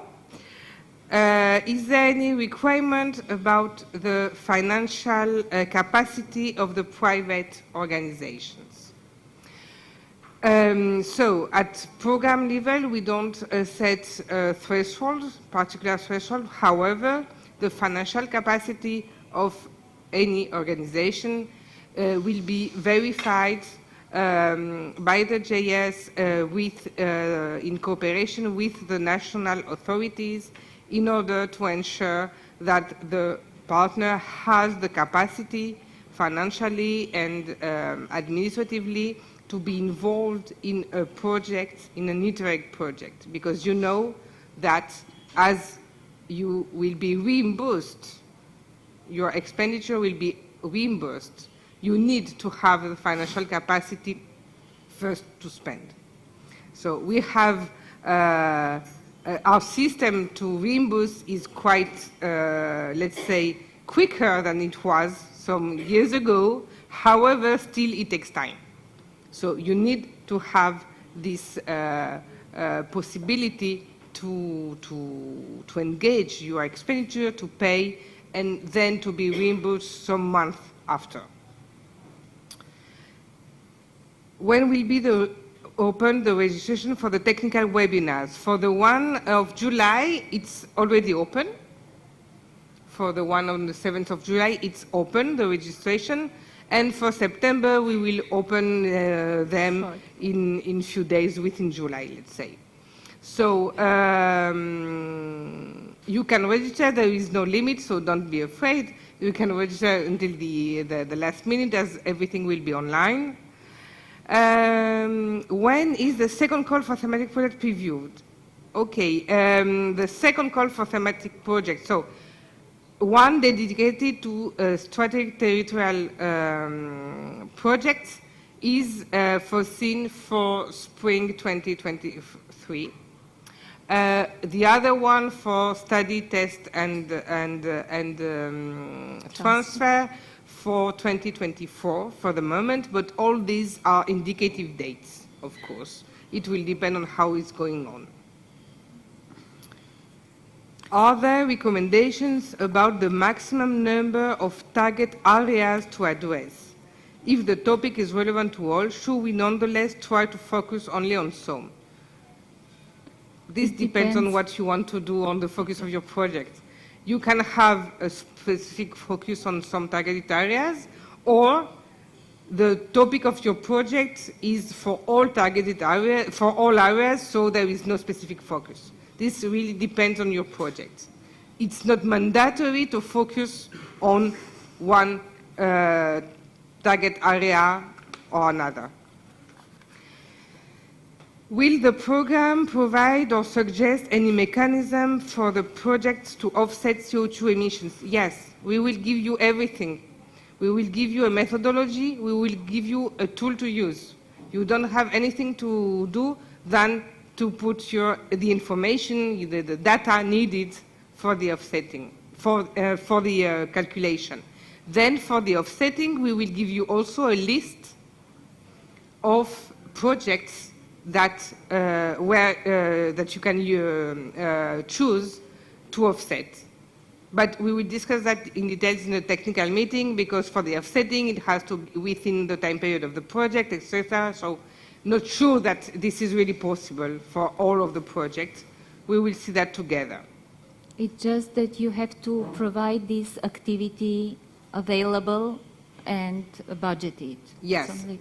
The first thing is really to design your projects with a reduction as much as possible of the carbon footprint of your activities. This is the first thing to do. Then is to calculate the effective carbon footprint of the project with the tools we will give you, and we'll see if there is a possibility of setting within the time frame of the project.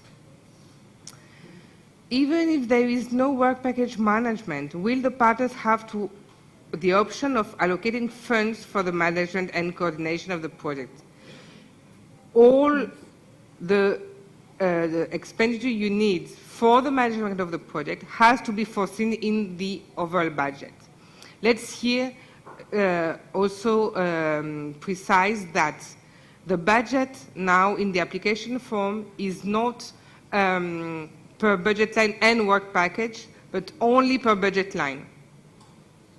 So you don't have a detail by activity and work package in the application form.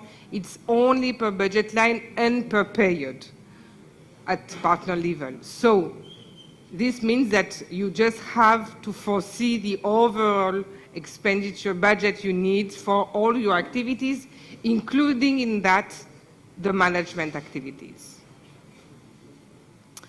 Can a university be a lead partner? Yes, if it's public or public equivalent, yes. If it's a public body or Yeah. a public equivalent body, yes. Will the planned online technical meetings organized by the JS be recorded and available afterwards? Yes, always. Now it's something we do for all our meetings, online meetings. It's recorded and available on the webpage of the call. And so you have the PowerPoint presentation and the record of the meeting with a link to the YouTube channel. Should activities with the thematic community directly under coordinator responsibility? The whole partnership should be involved. All the partnerships should be involved, and you have to set within your partnership one responsible for the results amplification strategy activities, and also a communication officer, so both it can be from the lead partner, it can be from a partner. It's up to you to choose. During the technical sessions, would it be possible to have feedback on application drafts? No. No. You can ask questions. We can answer how technically you can do that. We can give some advices, etc. But in any case, we won't give feedback on the draft of your applications. We are assessing them, so we, first of all, so no. Okay, is GEMS retrieving information? Sorry? Is GEMS, there is where we can find the word courtesy version of the application form. On the call page, you will find it by Monday, as we will open the call on Monday. Be patient. Is GEMS retrieving information of partners from Synergy, or we have to no. That's a dream. From zero. No, that's not possible, unfortunately. So you will have to enter your information and as lead partner and the information of your partners. Sorry for that. But what you can do in GEMS now is that the partners can also log in, and you can link them to the application so they can see it. which something, a feature we didn't have in Synergy. Okay, two last questions and then we have our break. Can a private no-profit organization be a lead partner? No. The lead partner can be, it should be public or public equivalent. So private is not public equivalent, so no. Yeah, if it's a private non-profit which is not public equivalent, not. If it respects one of the three criteria of the directive for being public equivalent, you have everything in our manual for that. You have in our manual, in the partner section, you have the criteria for an institution, an organization to be considered as public equivalent. So if your institution respect these criteria, you can be considered as public equivalent. Otherwise, it's not possible. We have a question from the assistants. Yes. And of course, to be sure, ask your national contact point to ensure your eligibility and your status. And last question, besides Interreg and Horizon Europe project, can we also transfer Next Generation EU and national operation project financed by EU ERDF results? We don't set a limit of where to find things that have already been done and forward them to the territorial cooperation and to Interreg Med in particular. If it's relevant, if it's ready to be transferred and to be reused and relevant for the call and for the program, of course you can use anything that has already been done. We are not reinventing the wheel here. We use what is already there and we go further. Just if you use Next Generation EU or another national operation project, ensure transnationality. So the activities should not be focused on national level. So that's it with the questions. We are right on time. For now, I invite you to go and enjoy your lunch and some, I think, nice and long overdue catch-ups for sure. Please be back at 3 sharp, as we still have plenty to discuss in the second part of our session. Caliorexie, bon appétit. Thank you.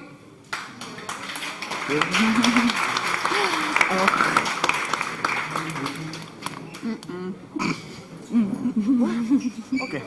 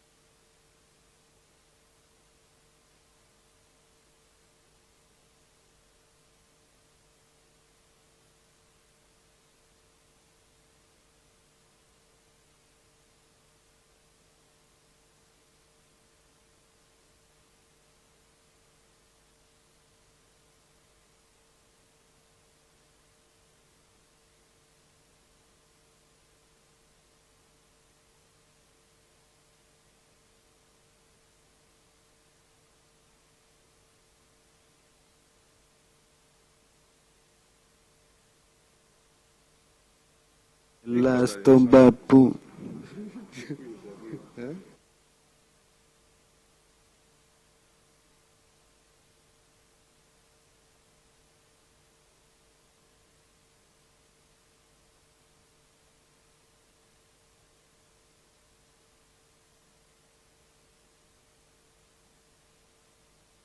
Ήταν κάτω. Άρα έχεις pre-faded, έχεις pre... Εντάξει, καλό.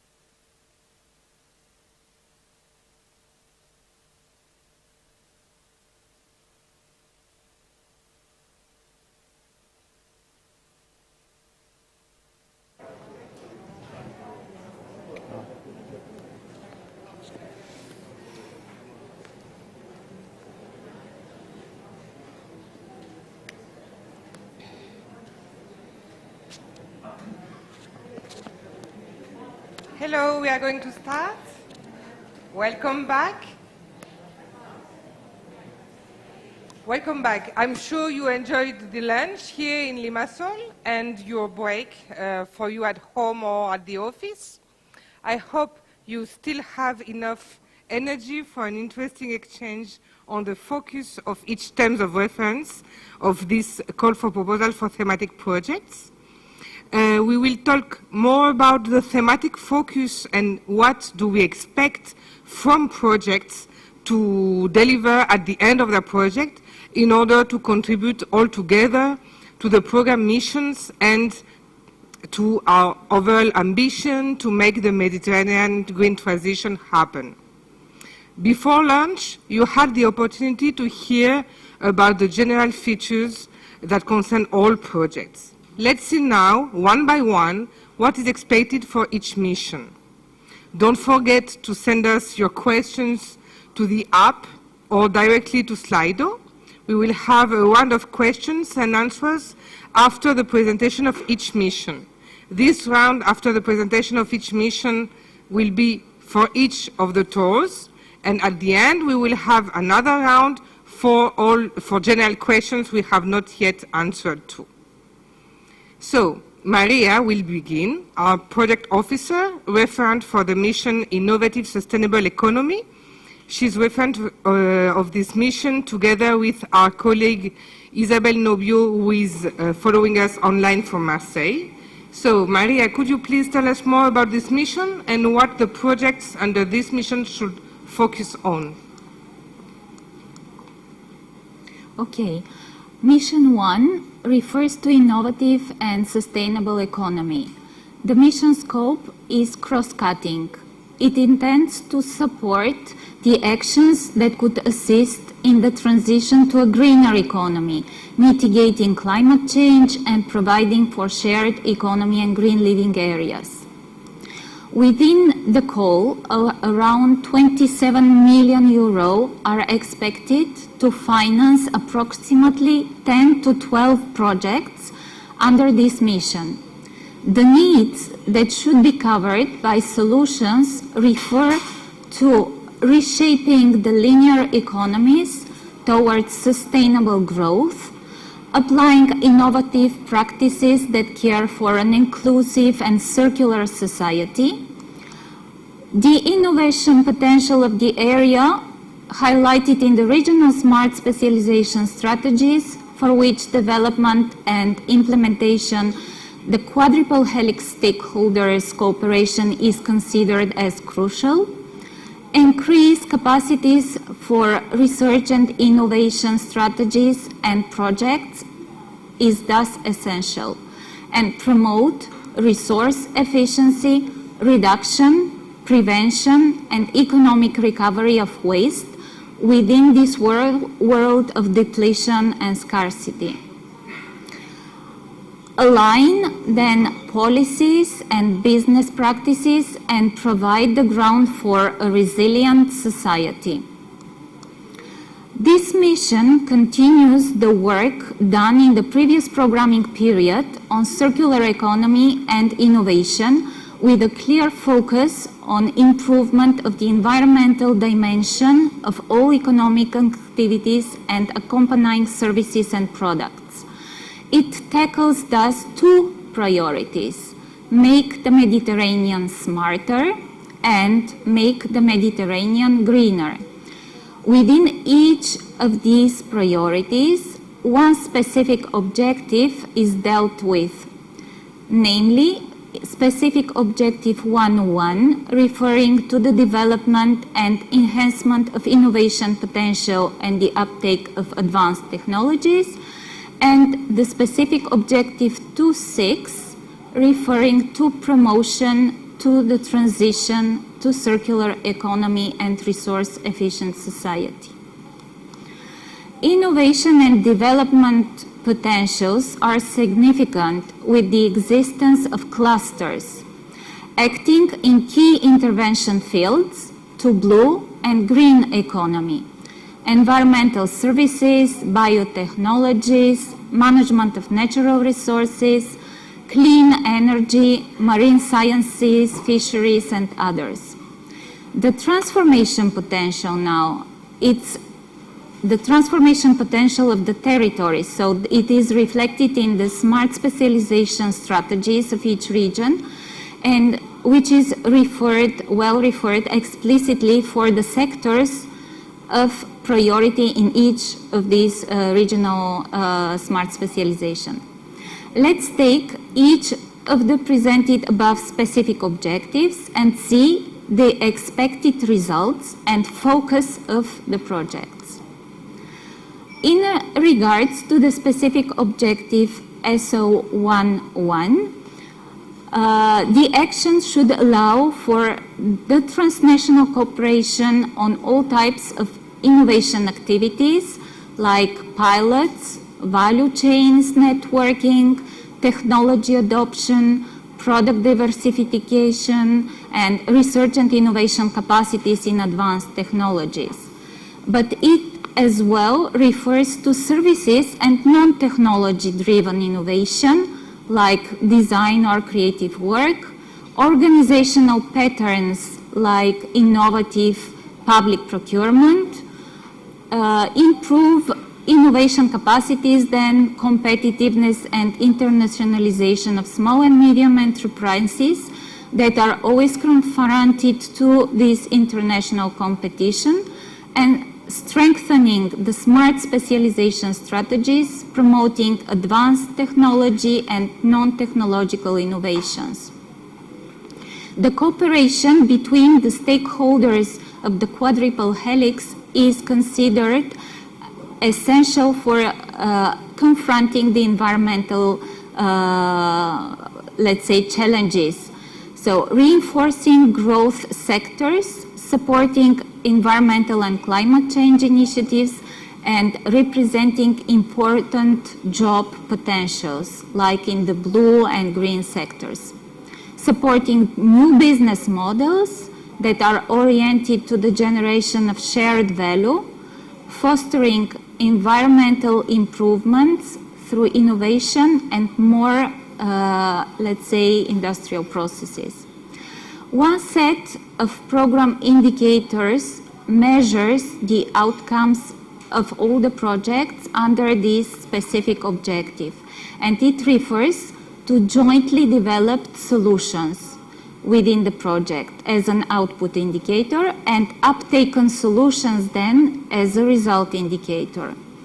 To understand fully all these indicators and develop and report them further under the projects, it is important to understand the cause of this solution. So which is the challenge that is addressed in the project that drove the partnership to act on the different activities? Is this solution then tested? And has the project the scope to arrive to the point of upscaling it so that it's uptaken by an organization? Which actions will allow for this uptake? Some examples of jointly developed solutions are here inserted on the slide. They can refer on setting up of a service on technology transfer, elaboration of a tool that promotes climate-friendly innovations, creating network that reinforces the transnational cooperation between the quadruple helix stakeholders.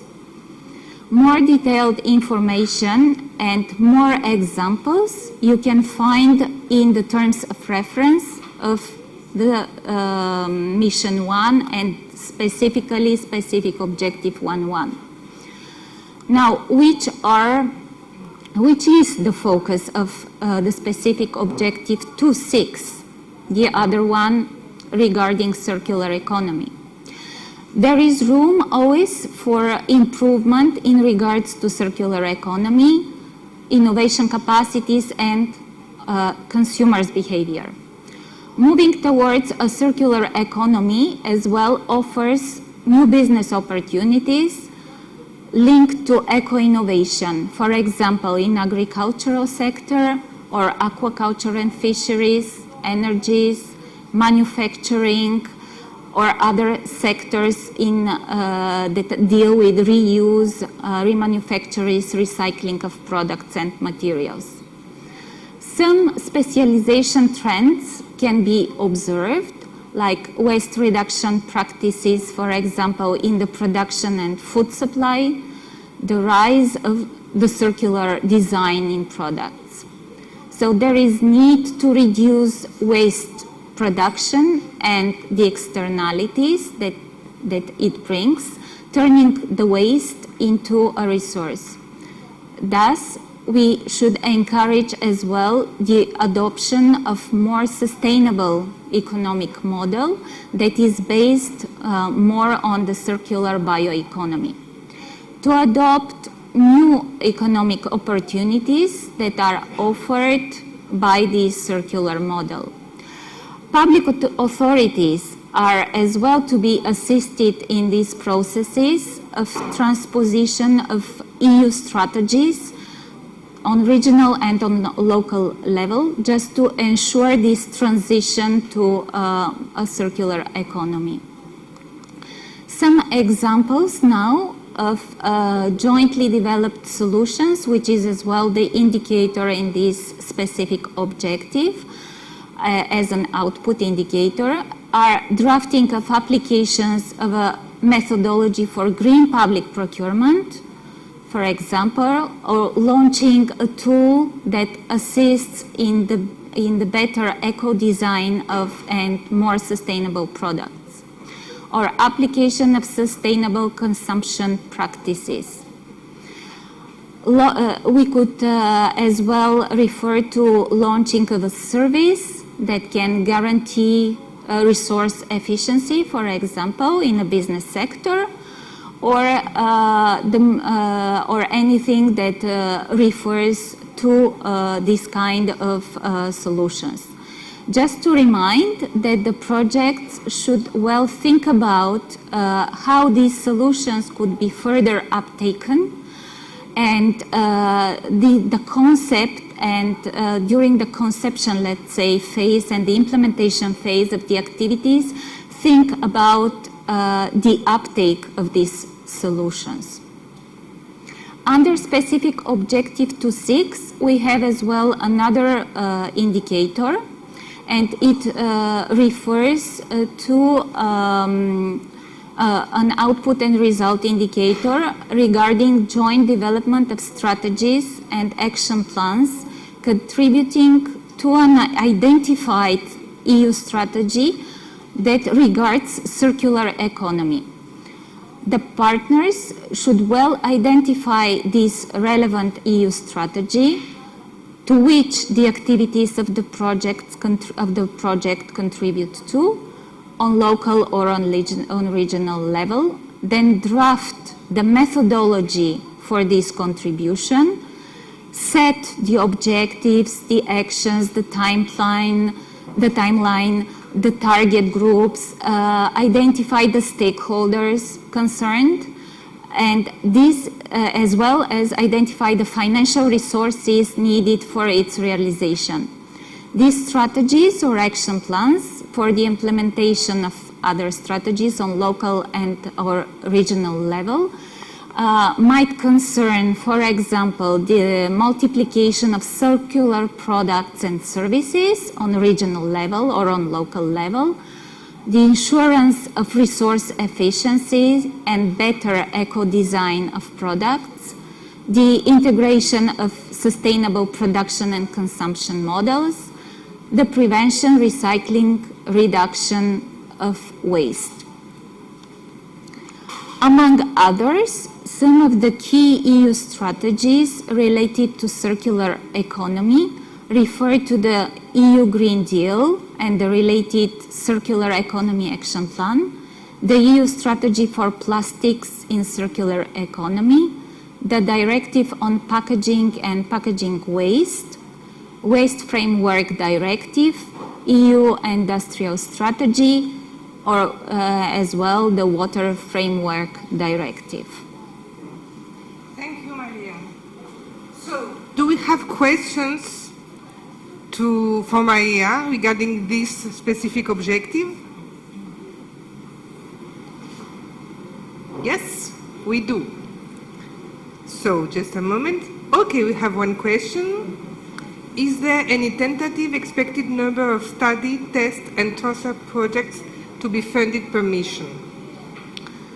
There is no specific recommendation on this. The only thing is that study projects will be really limited in number, the study projects that we would like to see implemented in the program, as already there are a lot of things that have been drafted or studied in the previous period in regards to these thematics.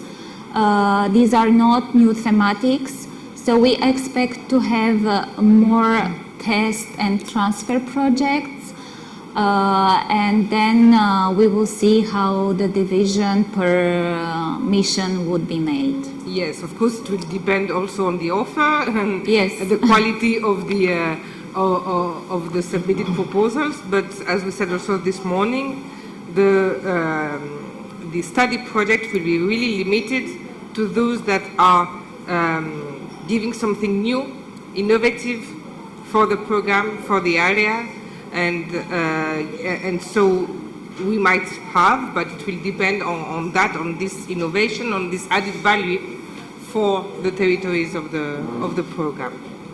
Thank you. So let's go now to Francesca, our project officer referent for the mission Natural Heritage.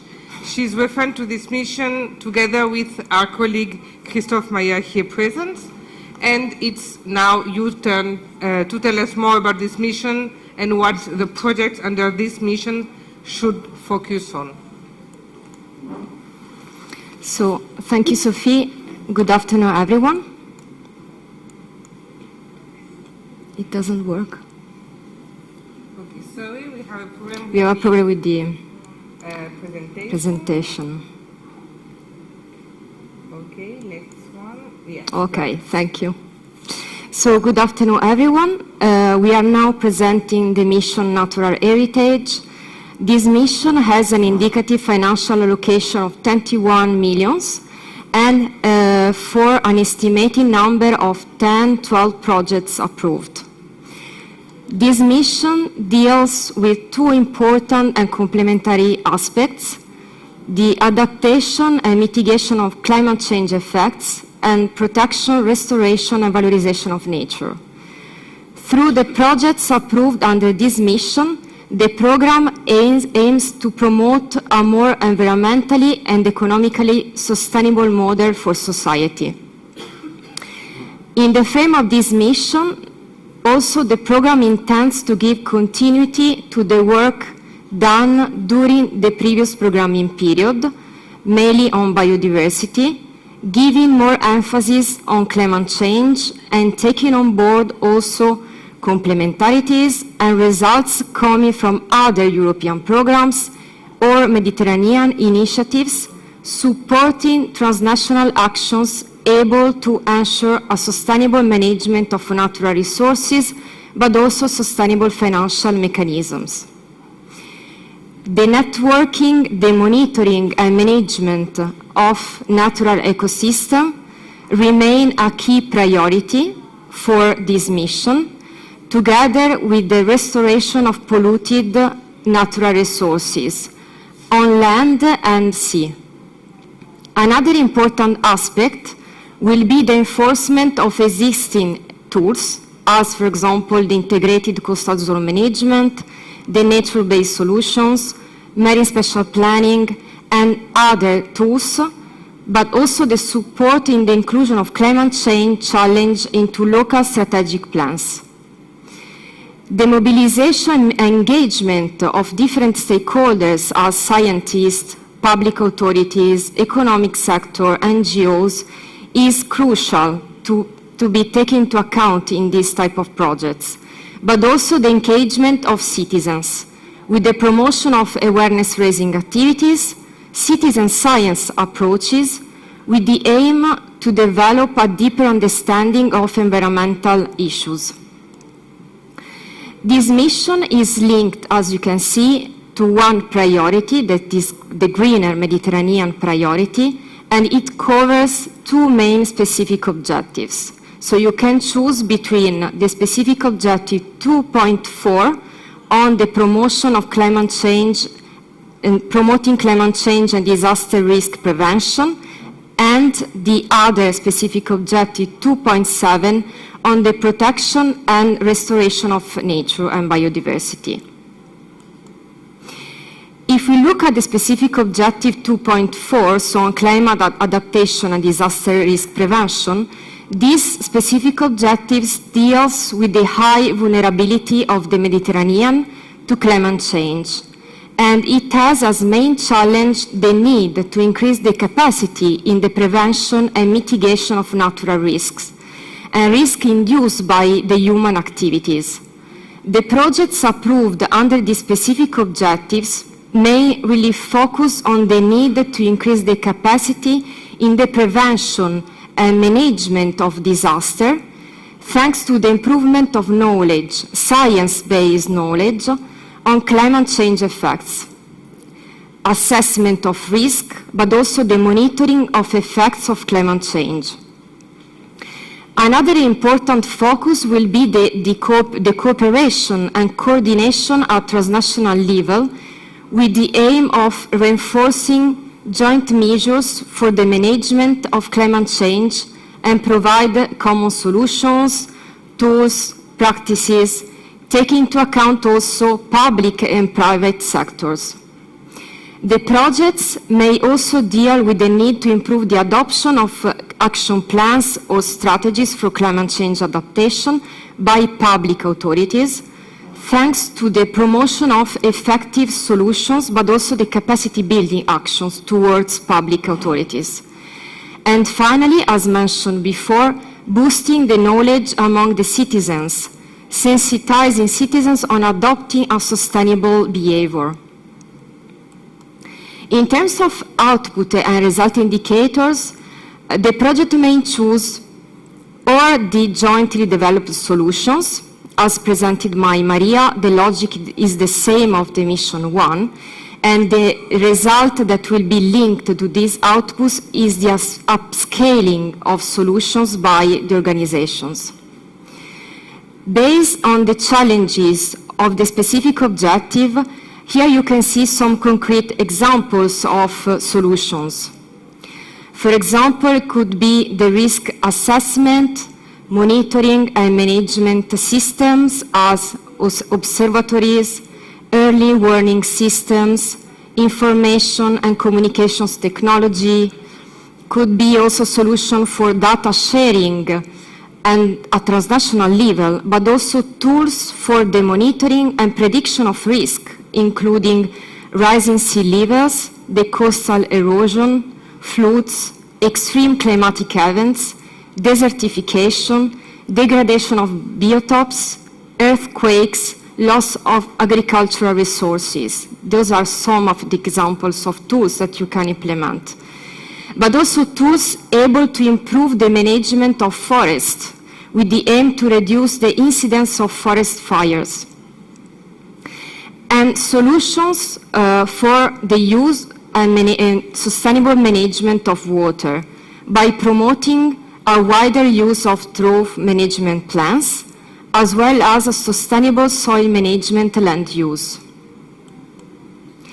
Another output and result indicators linked to this specific objective is the strategies and action plans jointly developed. The result in this case will be joint strategies and action plans taken up by the organizations.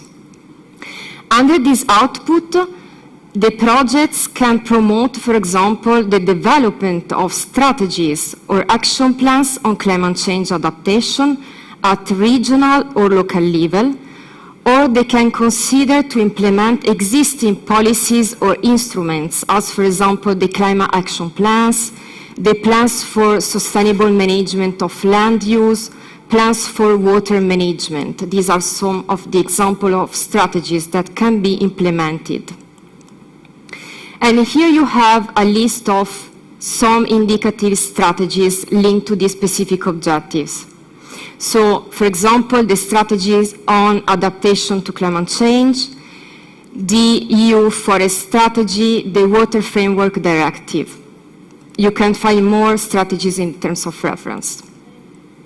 If we go to the specific objective 2.7, so the specific objective on the protection of biodiversity, here you have the main emphasis is given to the reinforcement of tools as, for example, nature-based solutions, co-management approaches, mechanisms of governance, also at local level, in order to really ensure the sustainable management of natural resources involving all the stakeholders concerned.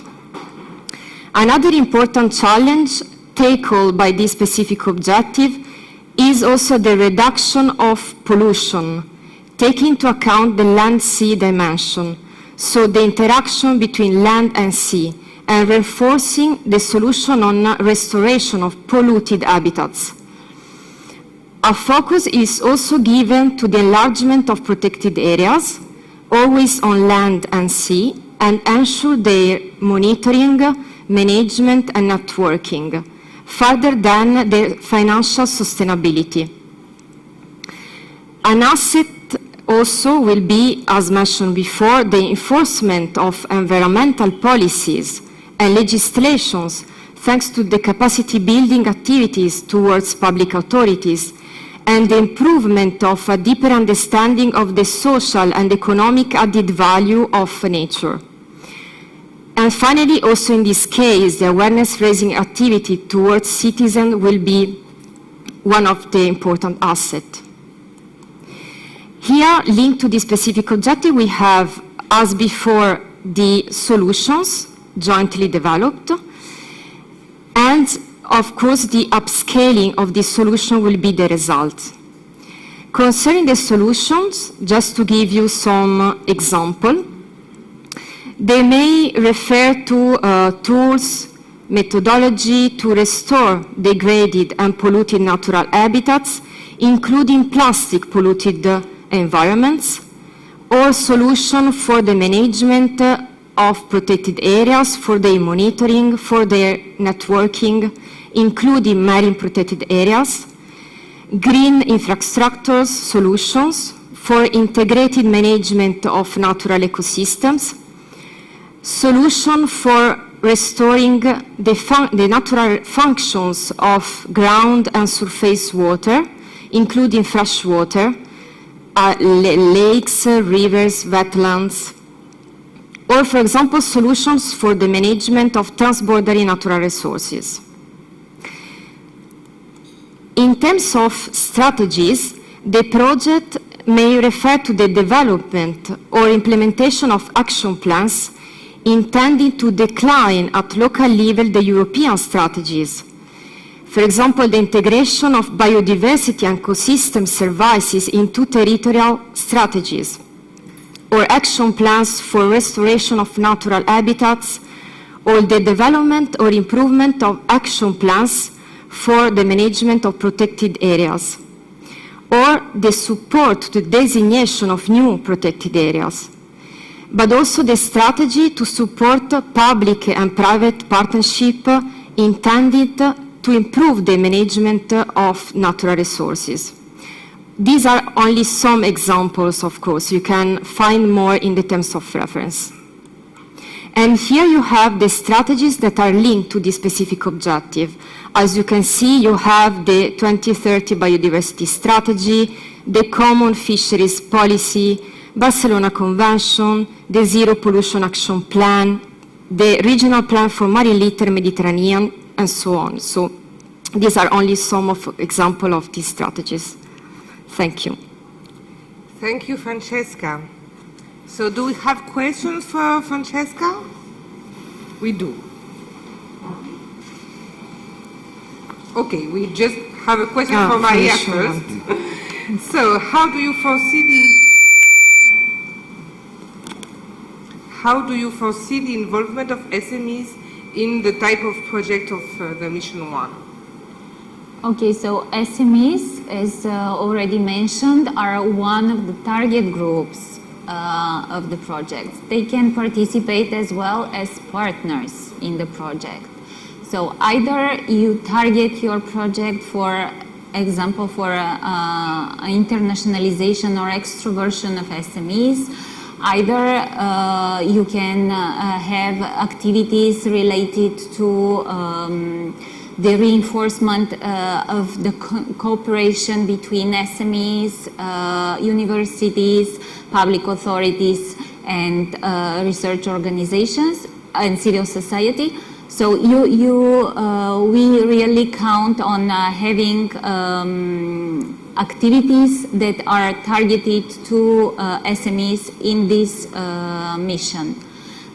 As well, apart from a specific objective 1.1, participation in specific objective 2.6 is as well previewed for the SMEs. So you can have activities that are related more on circular economy or eco-design of products or things that have to do with reduction of waste and reuse or recycling. Thank you. Next question. Can one project produce both jointly developed solutions and jointly developed strategies or action plans, or shall we focus on one output only? For those specific, for the project that will fit into specific objectives where both output indicators are foreseen, the project can of course produce both. You will see it's detailed in the terms of references that for some specific objectives you have only the solutions. For other specific objectives you have and the solutions and the strategies. Can we merge two missions under the same project? For example, preserving natural heritage through sustainable tourism, ecotourism actions. Well, no, but as we said that sustainable tourism mission is transversal, everything that is linked to sustainable tourism goes in the mission of sustainable tourism that will be presented afterwards on the different topics of the specific objectives, but you will have all the details afterwards presented by Axel. Can one project, no, we already said that. Is cultural heritage, Francesca, in connection with the environment and climate change eligible for Mission 2? The cultural heritage will be tackled under the Sustainable Tourism Mission, so you will see later on how, if you propose an idea or project idea under the angle of sustainable tourism, it will be more under, and cultural heritage will be more under this mission than the natural heritage mission. So you will see anyway later on how, because as said by Sophie, the Sustainable Tourism Mission is crossing the different specific objectives. So you will have an angle of sustainable tourism crossing, for example, the protection and restoration of natural resources. But you will see later on. Anyway, cultural heritage will be more under the Sustainable Tourism Mission. Christophe, you would like to complete? Yeah, I would just want to complete. There's a dimension of cultural heritage in the sense of landscape, for example, and also, as we know, there are cultural landscapes that are perhaps also in the sense of biodiversity also adding to natural heritage. In that sense, it could fit also to Mission 2. So it is... If it's linked to natural heritage. So then, can you please confirm that a project proposal under a specific mission shall address only one specific objective, even if the mission may include more than one? Yes. You have to select under the mission one specific objective, because the system of funding is through the specific objective. So you cannot mix the specific objectives. That is why we have chosen this mission approach, which is wider. But your project, you have to select the most important, let's say for your project, topic linked to one of the specific objectives. Is cultural heritage preservation considered as important in the current mission? So as we said, cultural heritage, if linked to natural heritage, yes.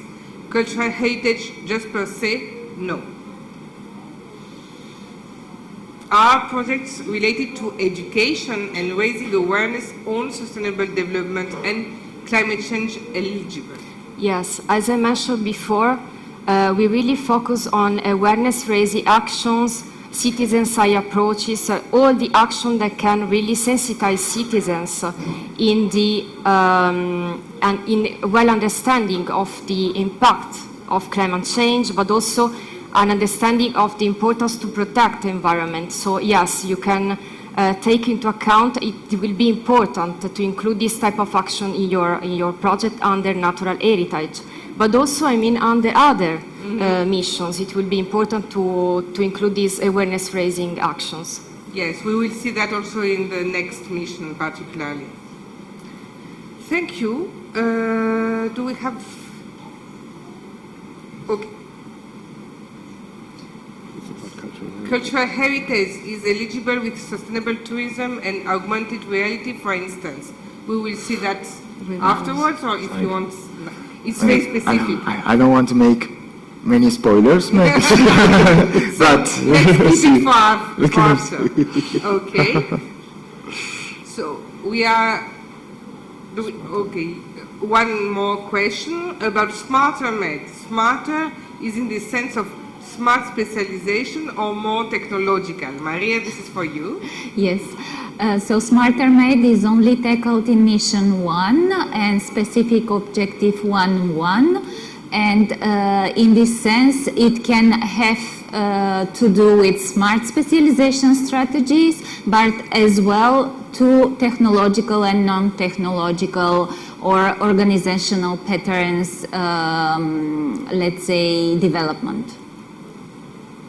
Okay, so I think we are okay with this.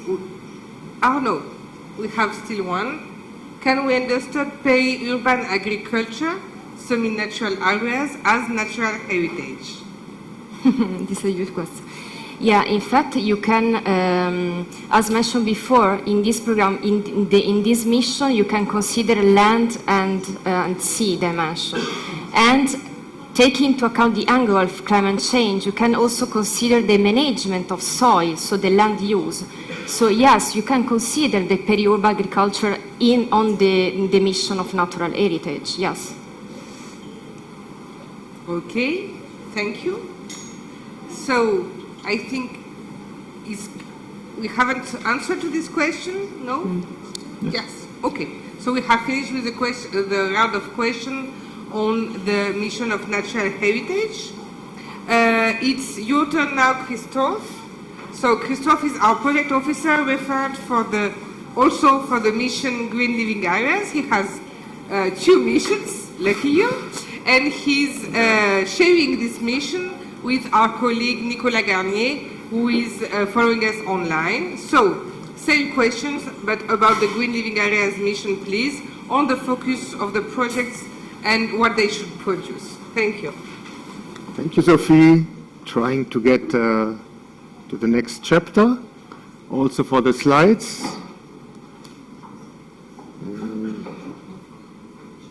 Somehow, I don't know, do I have, or... Can we go on the slide, please? So I have a gadget, but... okay. Yes, now I have the hand on green living areas. Okay, yes, we are going to address the mission green living areas now. The point is that now we are talking about the areas we live in, and they are highly exposed, highly vulnerable to the effect of climate change and also of more extreme events. So what we need there, first of all, I want to give you also, as my colleagues, an outlook on the figures for this mission. So we have foreseen a financial allocation of around 17 million euro for this mission, and this should cover something like 8 to 10 projects. Okay, this is calling for an integrated approach, as we are addressing all sectors of our society to operate on the shift, the decisions and shifts we have to manage on the territory. So this is the important part, the territories we live in. In particular, we have the very urgent need to act on the negative impact of urban activities. We can mention that they are hazardous for human health, also for the environment, and air pollution, energy consumption. These are the topics of this mission, and this calls for a point that is very in the news. You can see it all over, the clean energy transition, which is one of the main topics and has a major impact on our territories. Clean energy transition leads us to infrastructures and integrated renovation of buildings. These are just dimensions that are part of it and also taking out to other topics. They are linked to the efficient use of renewable resources and energies, and cannot only, this is also important, we cannot rely always on a top-down approach. We need as well citizens and communities to participate, to step up and act as a so-called transformative power in creating alliances. We need to involve as well the private sector on this. And as you can see, this is also very important when we want to activate in the terms of resilience plans, always in the connection of living areas. Okay. Yes, here we go to, in this case it's simple. If we check on the priority, it's only one. We are only in greener Mediterranean. Also, when we check on the specific objectives, it is only 2.4, promoting climate change adaptation, disaster risk prevention, resilience, taking into account ecosystem-based approaches. So we have already seen that the previous mission is as well focusing on the specific objective, and we will afterwards we will see sustainable tourism, that is as well. So here we have a specific objective that is taken up by 3 missions of the Euromed program. Okay, the focus of green living areas. I think the main idea of this is really integrated vision and the territorial approach. So it's not only to work from one side. The integrated vision is really in the center of the action on that mission. The next point is already summarizing a lot. It's targeting the energy transition, sustainable mobility, and to improve the environment as a whole for living quality. This is already a focus on many actors that are stepping in to this point to make this a reality. Then I wanted to point out also an important step, which is the capacity, to build on the capacity of public authorities. We have public authorities, we are targeting public authorities on different levels with this mission. And we are targeting also the planning and financing opportunities on that side. And then what is completing the picture in the end is also the citizens' engagement, that they step up, that they also take their word to say in how they want to create, how they want to contribute to their green living areas. So now you know already a little bit this flow diagram. We are also addressing now the dimension of output indicators, result indicators. What do you want to achieve when you're working with us on a project? So you see, it starts with a challenge. You're working on a solution. You're testing the solution, and afterwards if everything works well, what we hope, there's a point where you take the solution and use it in a broader sense. So in this terms of solution, just giving you some ideas of examples, always, of course, you have the ideas. We are just throwing some balls on your side, and of course, there are many more balls that you can work with. So this is just examples, as you know. We have already mentioned several times the buildings, upgrade of buildings, considering climate resilience. There could be solutions out there that on a transnational scale always, we are in a transnational program, as you know, that you can work on to develop them in a joint approach for reaching this result that helps us to go on to work on this. We have nature-based solutions in, for example, in urban areas. We can think about the whole context of sustainable mobility. There are different solutions. Also, just mentioning one point in terms of connectivity, everything that is going to information, how to better get information when you are looking for sustainable mobility solutions, things like this. And yes, finally, of course, the big complex of renewable energy that can be, for example, treated in a territorial approach. It could be that you have interesting solutions for particular areas as islands or rural areas. Okay, we're checking now the strategic side, strategies and plans. You know already the diagram as well.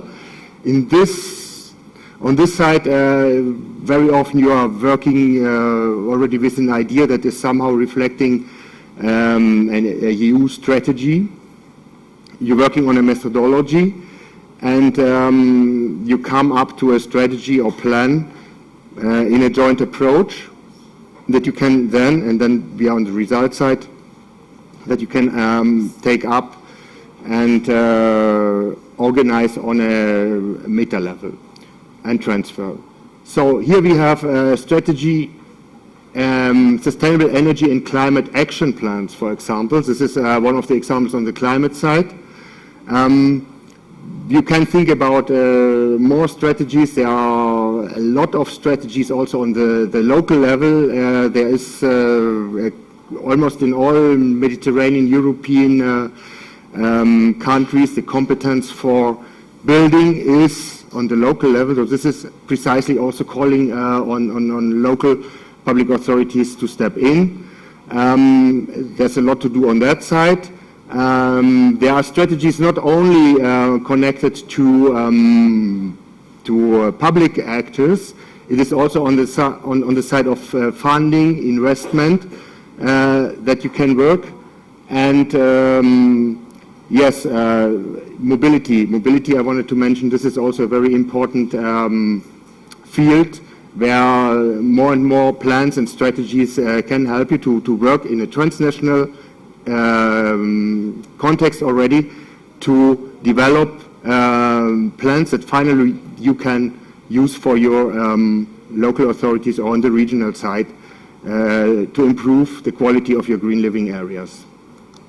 Okay. I don't want, because also here we only have some of the documents of the strategies on the European side that you will work with. We have already mentioned many of them. The Green Deal, of course. I want to add some. Perhaps the EU Sustainable Smart Mobility Strategy, also the new European Bauhaus, or the EU Renovation Wave Strategy. Of course, there are many more outside. This is just a reference for you that, of course, especially when you're working on the strategic side with plans and strategies, that it is the idea is to work in the context of strategies that exist on the European or on an upper level, to put it that way. Okay, I don't know if you have already some feedback, some questions. Any question for Christophe? On Slido? Yes. So, You want to read them? Or? for a testing project, is there any limit or recommended budget for demonstrative installations, the small-scale infrastructure? So this is for everybody. We haven't set any formal limit in the program manual or the tools.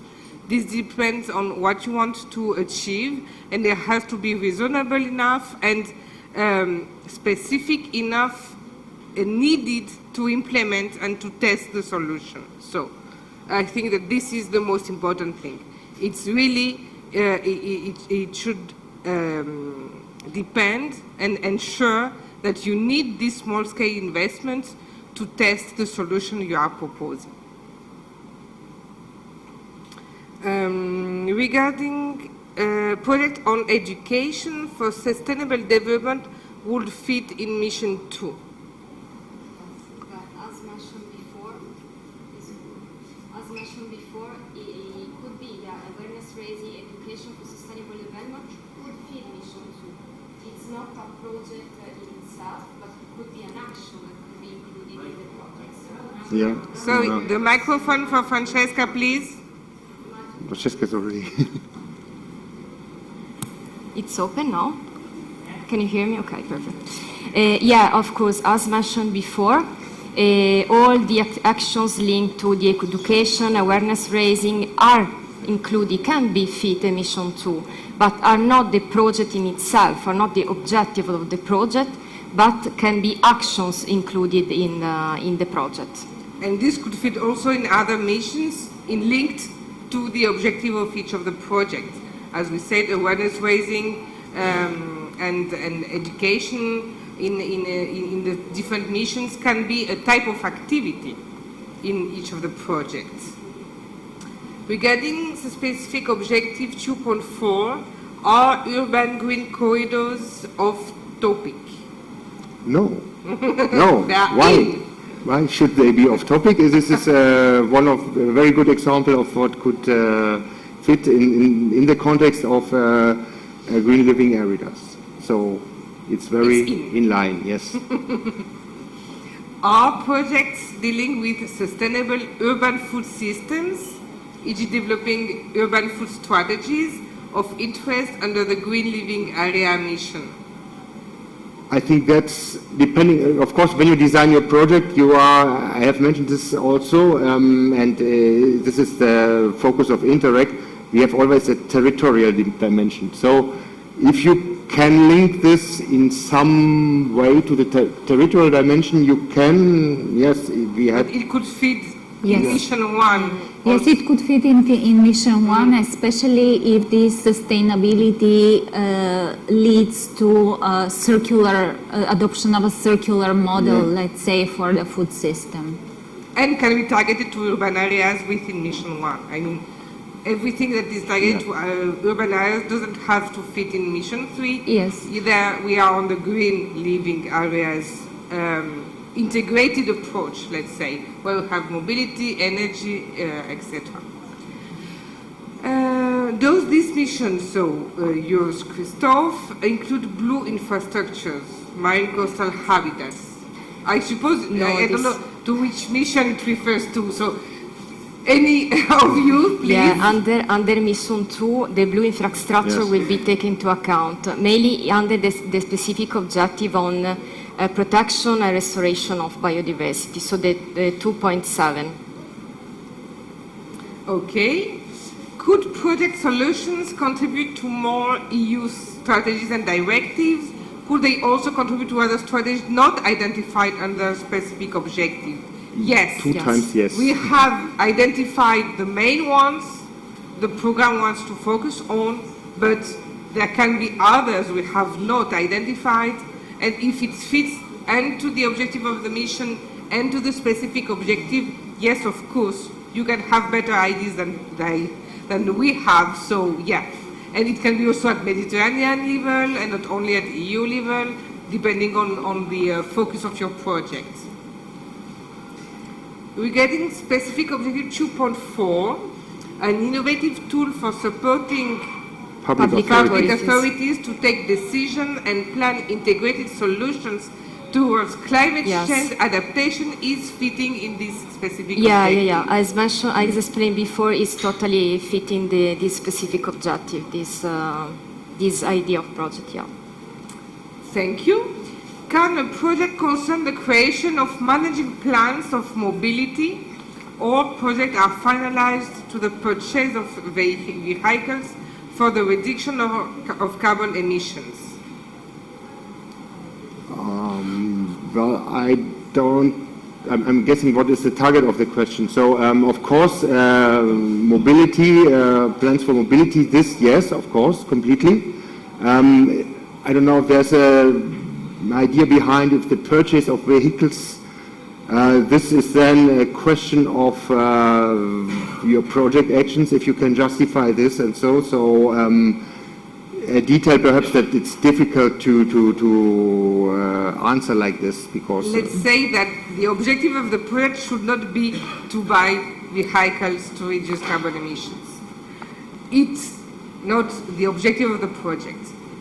You can, in the objective of the project, have the objective of developing a solution or a strategy for a mobility plan, including vehicles, etc. And then, maybe in the testing project, we can envisage in the equipment to have in the testing phase and testing activities some vehicles, and we will have to see how this can be either through the purchase or through the through renting a system. So for that, really, I encourage you to ask also and your national contact points on the eligibility, and ask also on the eligibility of such activities, and during the drafting, but during the implementation of the project, we will see together what's the best plan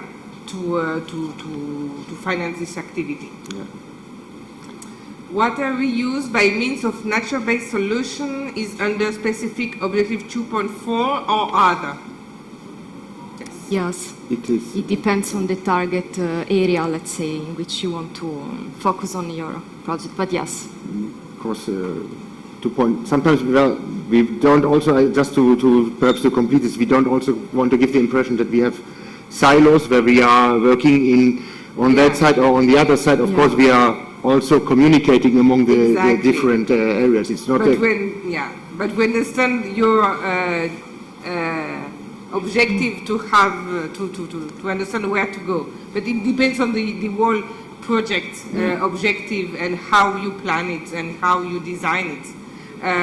Everything is not in silo in each and clear. First one. The first one. The first one. Yeah.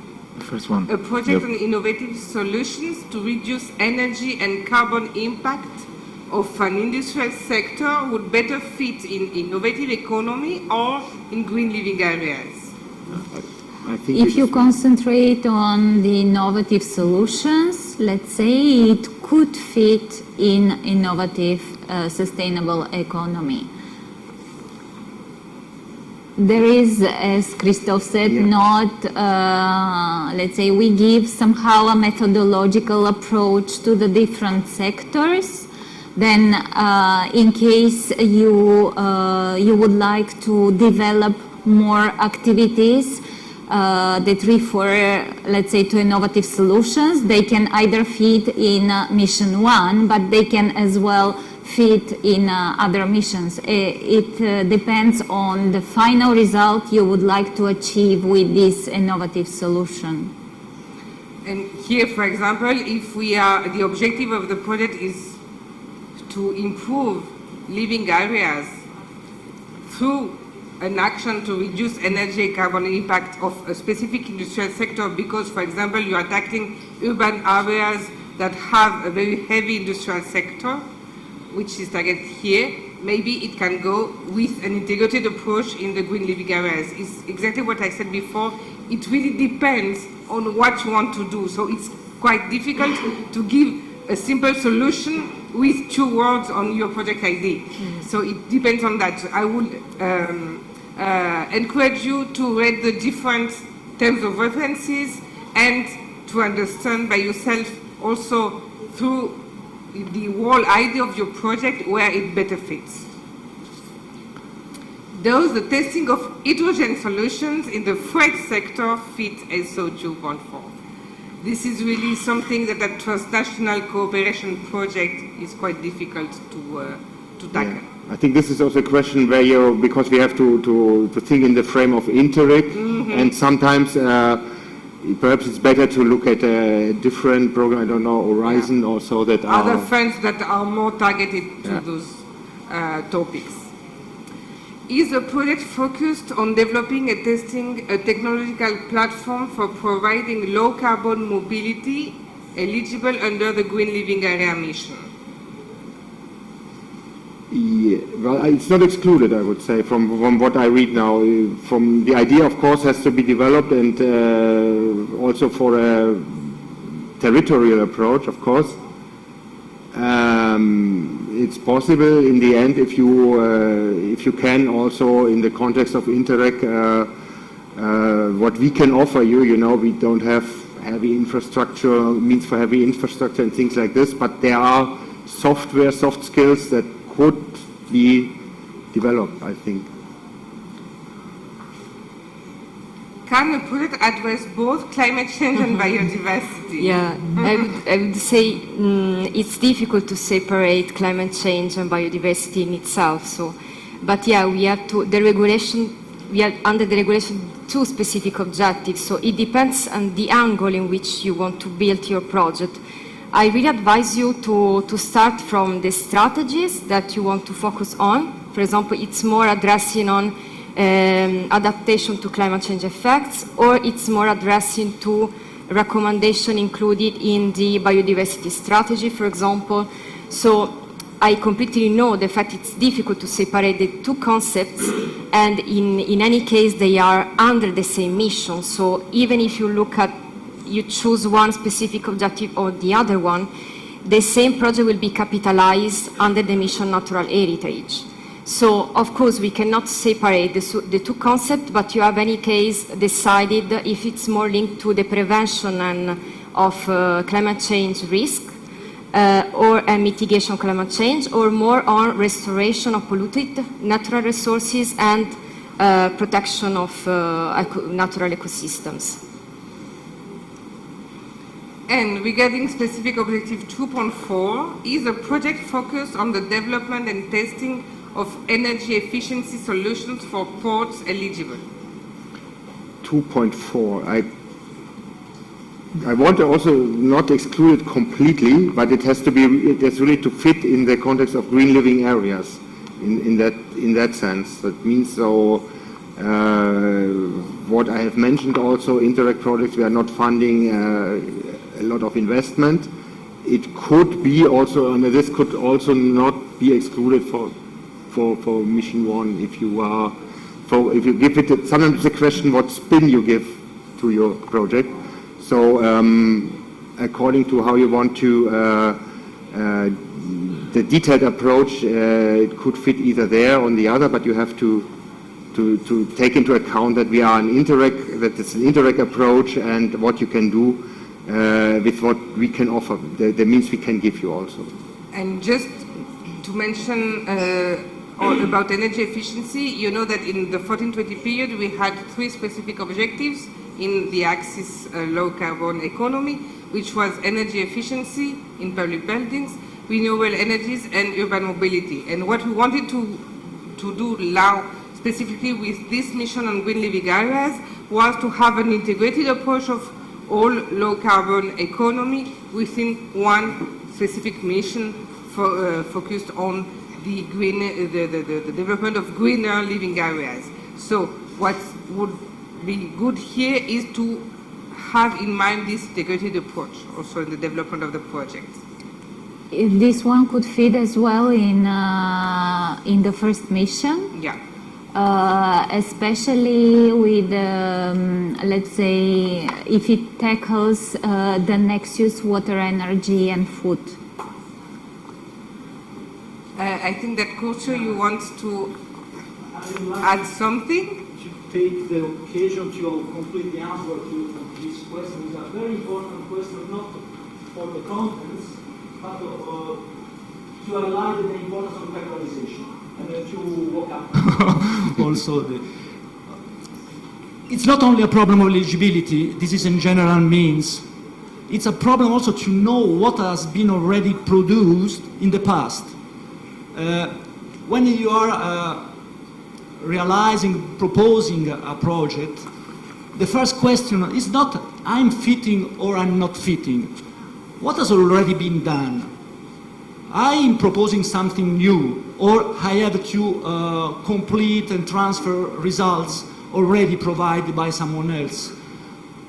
This is, from my point of view, in a general framework, the first and most important question you have to raise thinking about your future proposal. In that case, we have worked during 2 programming periods about energy efficiency previously. So there are many chances that something in that sense has already been produced. What is interesting for us is, can we transfer something or not?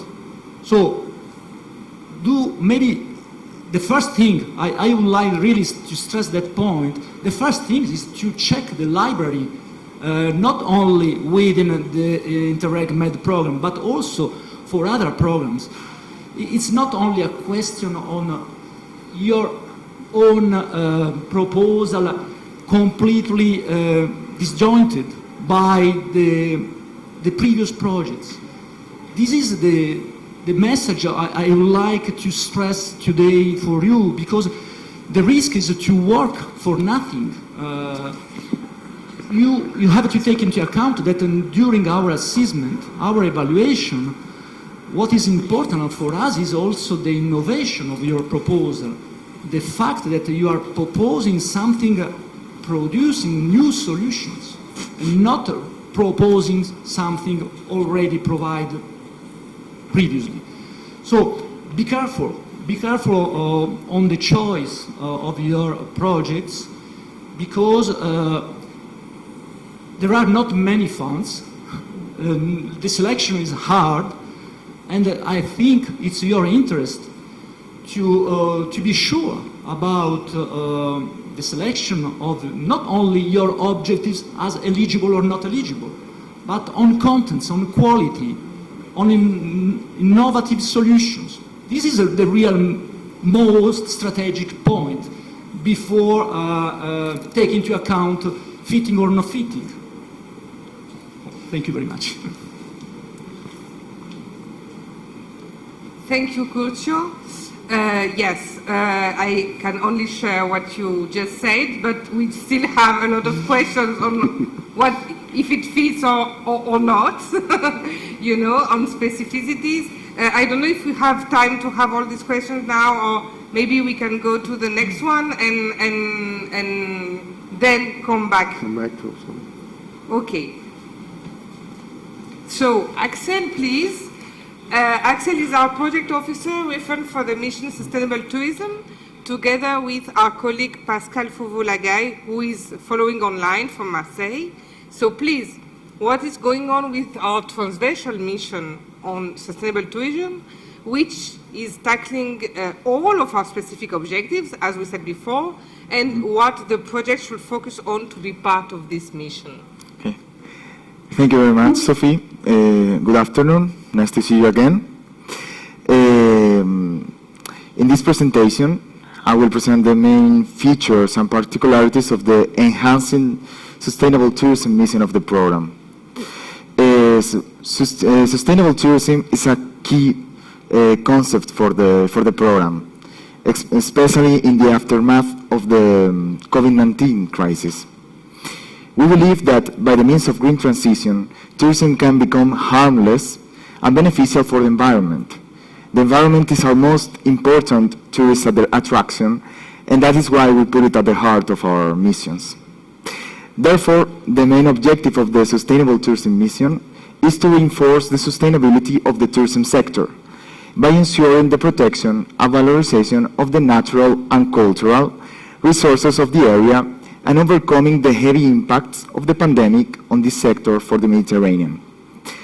To achieve this objective, this mission addresses the development of sustainable tourism as a transversal issue, fostering smart tourism by promoting innovation technologies and enhancing research, fostering tourism integrated in circular economy, promoting the preservation of natural resources and the reduction of pollution, considering sustainable ecosystem services as touristic assets to protect and promote.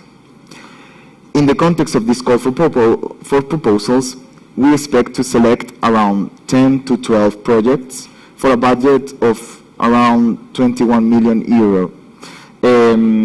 Also, I take the opportunity, because this question was there before, about cultural heritage, is eligible as only if related to the main objective of this mission.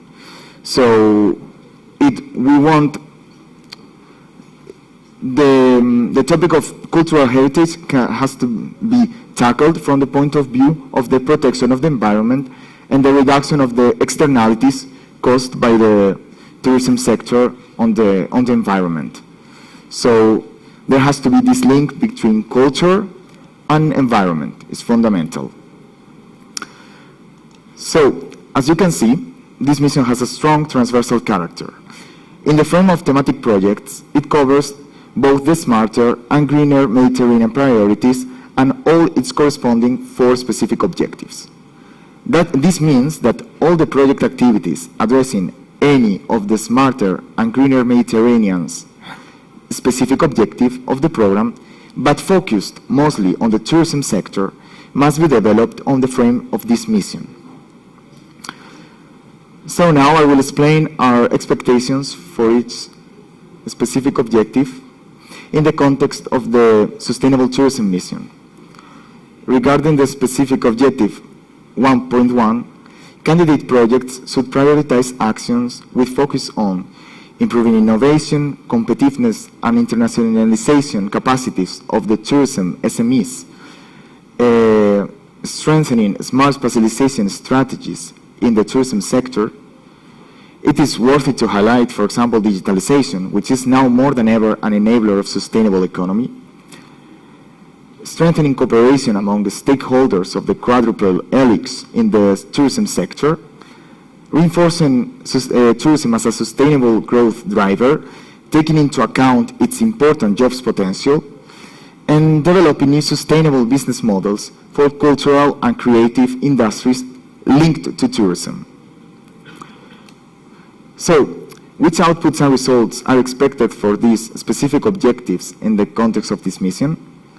Well, for all specific objectives, we follow the same structure of output and result indicators that has been presented for the other missions.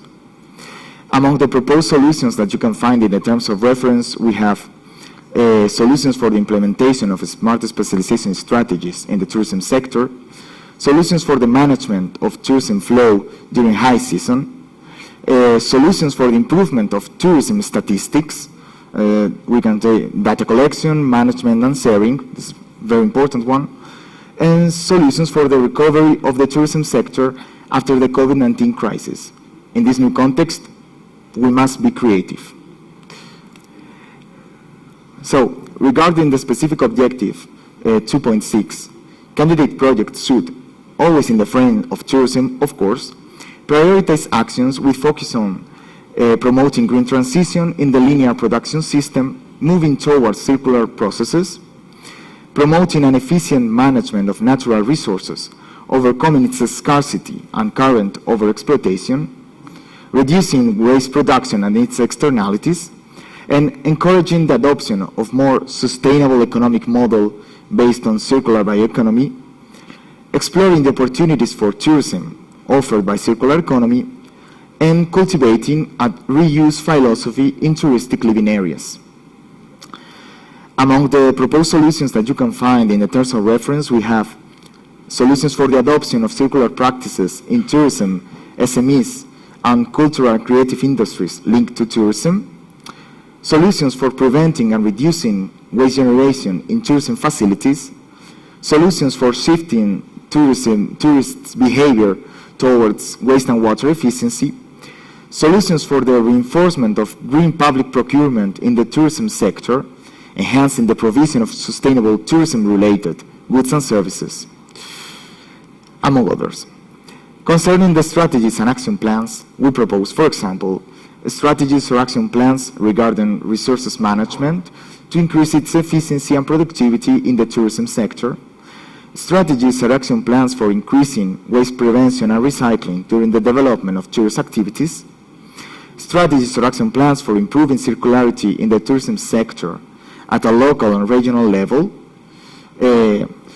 Please remember that these are mere examples. You can find a whole list in the terms of references, and of course, we encourage you to find new solutions, strategies, action plans, also based in previous knowledge, of course, and experience. Now, regarding the specific objective 2.4, candidate projects should prioritize actions with focus on developing sustainable tourism models, protecting natural resources and cultural heritage, contributing to the curbing of the accelerated warming of Mediterranean regions with sustainable tourism actions, behaviors and policy in tackling climate change, protecting environment and as a consequence health from human activities and climate change pressure, applying ecosystem-based approaches for risk prevention and resilience against mass tourism pressure and climate change, and contributing to the energy transition in the tourism sector, and finally, increasing the involvement of citizens in green transition for touristic living areas.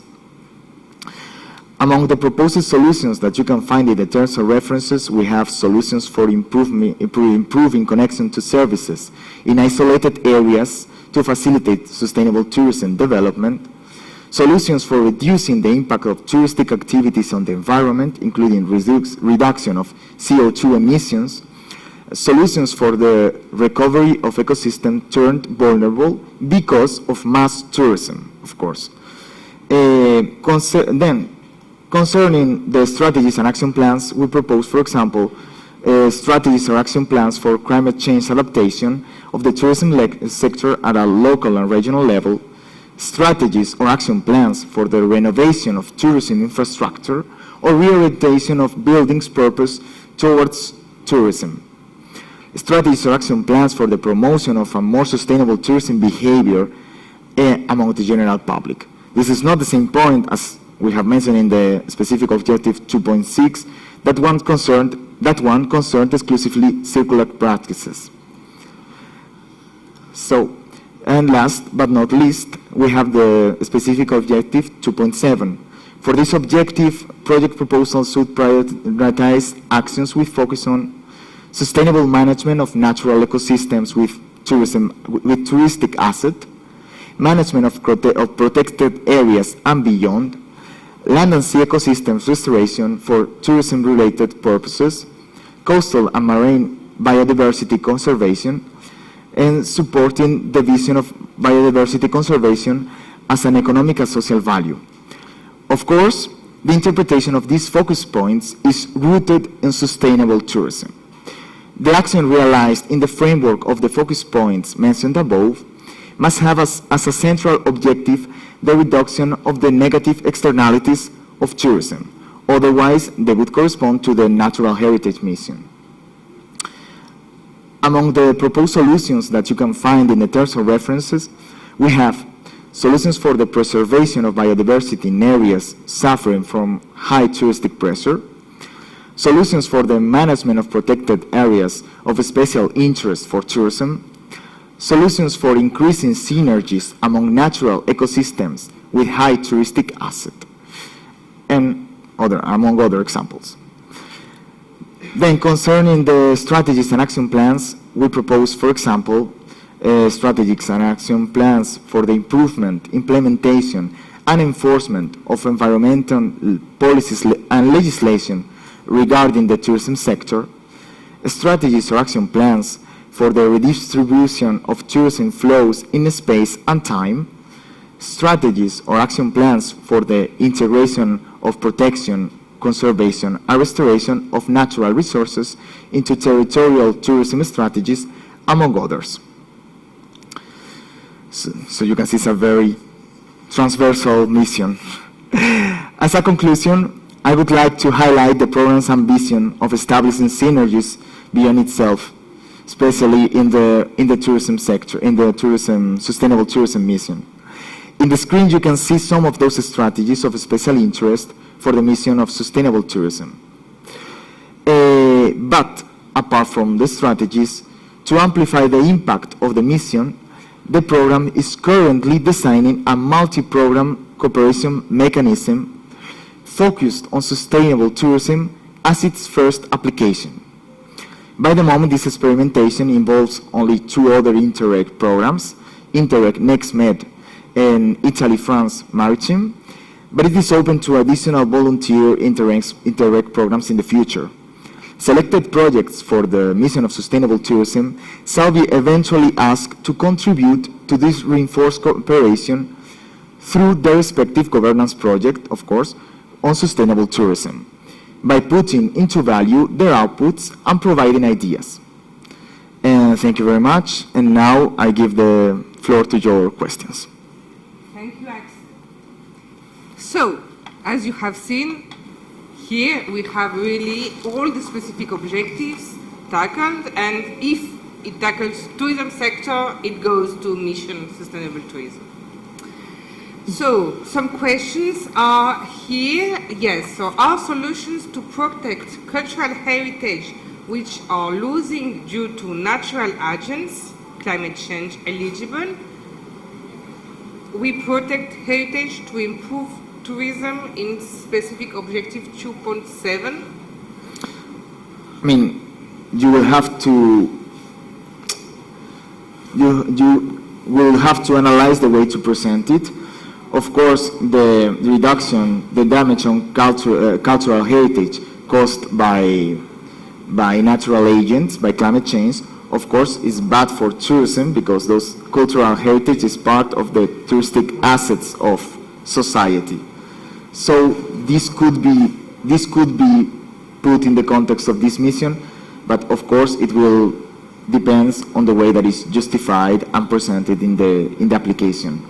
Take into account that we have four different specific objectives and a similar number of projects expected to be selected than in the other missions. That means that we will be very exigent and we will be very attentive to the justification of the project. And the focus on tourism is fundamental, and tourism has to be central in the purpose of the project. Let's be clear also, if the objective of the project is the renovation of cultural heritage sites, no, this cannot be integrated in an Interreg transnational cooperation program. This is why we said that yes, cultural heritage, if it's linked to natural heritage and with the purpose of enhancing sustainable tourism, etc., yes. But just working on renovation or rehabilitation of cultural sites, this is not in the objectives of the program and cannot be funded at transnational level by our program. Then we have a question about innovative agricultural practices for specific objective 1.1. Maria? Yes, it depends as well. We have to see the whole thing elaborated, but normally aquaculture could be targeted with innovation practices under 1.1. It's one of the sectors targeted by the specific objective 1. Testing and upscaling, for example, transfer dimensions expected to be present at once in projects. How to differentiate test and transfer projects? Can you make examples? Okay, in the test project, you will develop the solution, test it in a way that can be transferred. It's in the design, because you need, if you want transferable and transferred results at the end, it has to be designed in a way to be transferable. So this is why you need to think about that in the design of your activities from the beginning. And then the effective transfer to other stakeholders, others than those of the partnership of the project, and to other areas, for example, etc., will be done by the transfer project, in a transfer project. This is the difference. Could carbon farming, mitigating climate change whilst improving agricultural soils, fit in Mission 2? Yes. Yes, it could be. Okay. Are flash flood events in small watersheds and non-perennial streams considered as disaster risks under 2.4? Yes, if it comes from natural causes, yes. But of course, we need to know the context, the target areas in which you want to address your project, and also consider that we consider the have to be science evidence knowledge behind your idea of project. So be careful on what you are proposing with the and transnationality. The transnationality, yes. Studies for developing tourism activities in less known areas of a territory can be eligible. It depends, because it has to be linked to environment, the improvement of environment or the reduction of the externalities of tourism. So, for example, the rediscovery of some cultural tradition that has no impact over the environment itself wouldn't be approved. But if it's some tourism activity that is really linked to nature, linked to and you can use it for improved environment, then yes. But it has, the purpose is very important. Let's say that our approach to tourism is in continuity with what we had in the 1420 period, which is not to develop tourism, but to ensure that the tourism we have and we need to continue to have as an economic activity, which is important for the Mediterranean, is not damaging the environment. So is first the protection of the environment towards touristic activities, and to do so we develop sustainable tourism. Okay, but it's not the development of new activities of tourism, etc. Okay. I would like to give an example. For example, if you have a less known area that has some natural asset that has been a bit damaged, and you can find that you can give a second life to this asset and with a beneficial impact on the environment thanks to tourism, implementing sustainable tourism activities related to this asset, then it's okay. Then we have developing tourism activities, and at the same time we are improving the environment by using it as a way to protect a natural asset. Thank you. So I think that we are done with the questions, the thematic questions, and so now we will take some other questions, general ones you had also during all day that we have not yet answered to, as we have some time for that. So, is third-party financing, cascade funding, eligible as a project cost? No, you cannot give part of your of the budget you have received. You can hire external experts and have public procurements, etc. for that, but you cannot give part of the budget of the funding. Is the call foreseen to be double stage, expression of interest followed by full application, or direct application and annexes?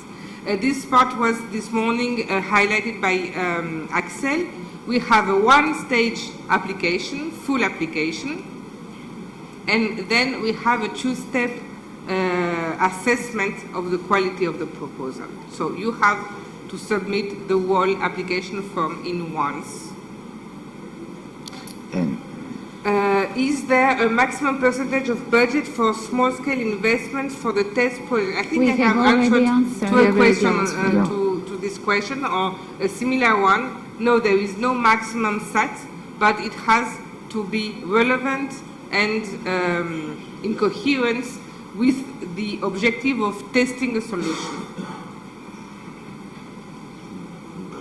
Is it possible to split costs between partners, such as communication or project management?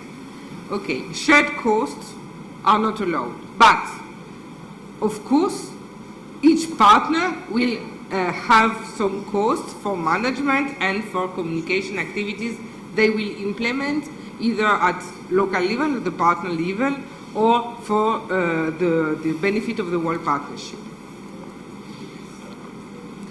What does it mean that partners will come from 2 EU regions? Okay, this comes from the partnership question. So we said that we have a minimum of 5 countries. In this minimum of 5 countries, the partners should come from the 69 regions of the cooperation area, and from those 69 regions, at least 2 from the European side, let's say. It's in order to ensure that we have on the 5 a minimum of 2 from the European member states. ERDF fund. Yes. Yeah. To be clear, as now we will have a single fund, but in regards to 1420, yes. Those that use the ERDF funds. The following calls will be structured in the same way: studying, testing, and capitalizing. Next call we plan to have for the moment will be on strategic territorial projects, and maybe the fourth one in the series will be on studying, testing, and transferring. A calendar of expected calls will be published on the program website. It's an obligatory element, so you can follow and see what is previewed to come. Yeah, it will be published very soon on our website. Our national contact points involved in the program to support the application drafting. The national contact points are here to support you, of course. You can contact them and they will support you as best as they can. They know the terms of references. We are here to support them also. Some national info days will be organized also in some countries. So keep, please go and see also on their websites any information on this behalf. So yes, of course, the national contact points are there. The contacts are on our website, so you can contact them directly. If you don't have the contacts, you can see them on our website. There is a dedicated page in the contact page, in the contact page of the website. Is the duration of the closure period included in the total duration of the project already set? How long will it be? The thing is to avoid to have a specific closure phase, let's say, and to have it open to you. However, you have to consider, of course, the time needed, so that you need to stop your activities some months before the end of the duration we have set for each type of project, in order to ensure that you have the time to finalize and to submit your final report and the final payment claim.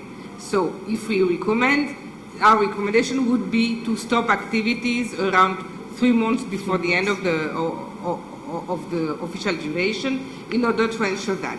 Why we did that? Just for you to have only one date of eligibility of expenditure, and to avoid having an eligibility for implementation activities and a date for of eligibility of expenditure for the closure activities. So this was a way to simplify things for you and your first level controllers, in order to have only one eligibility date closure dates.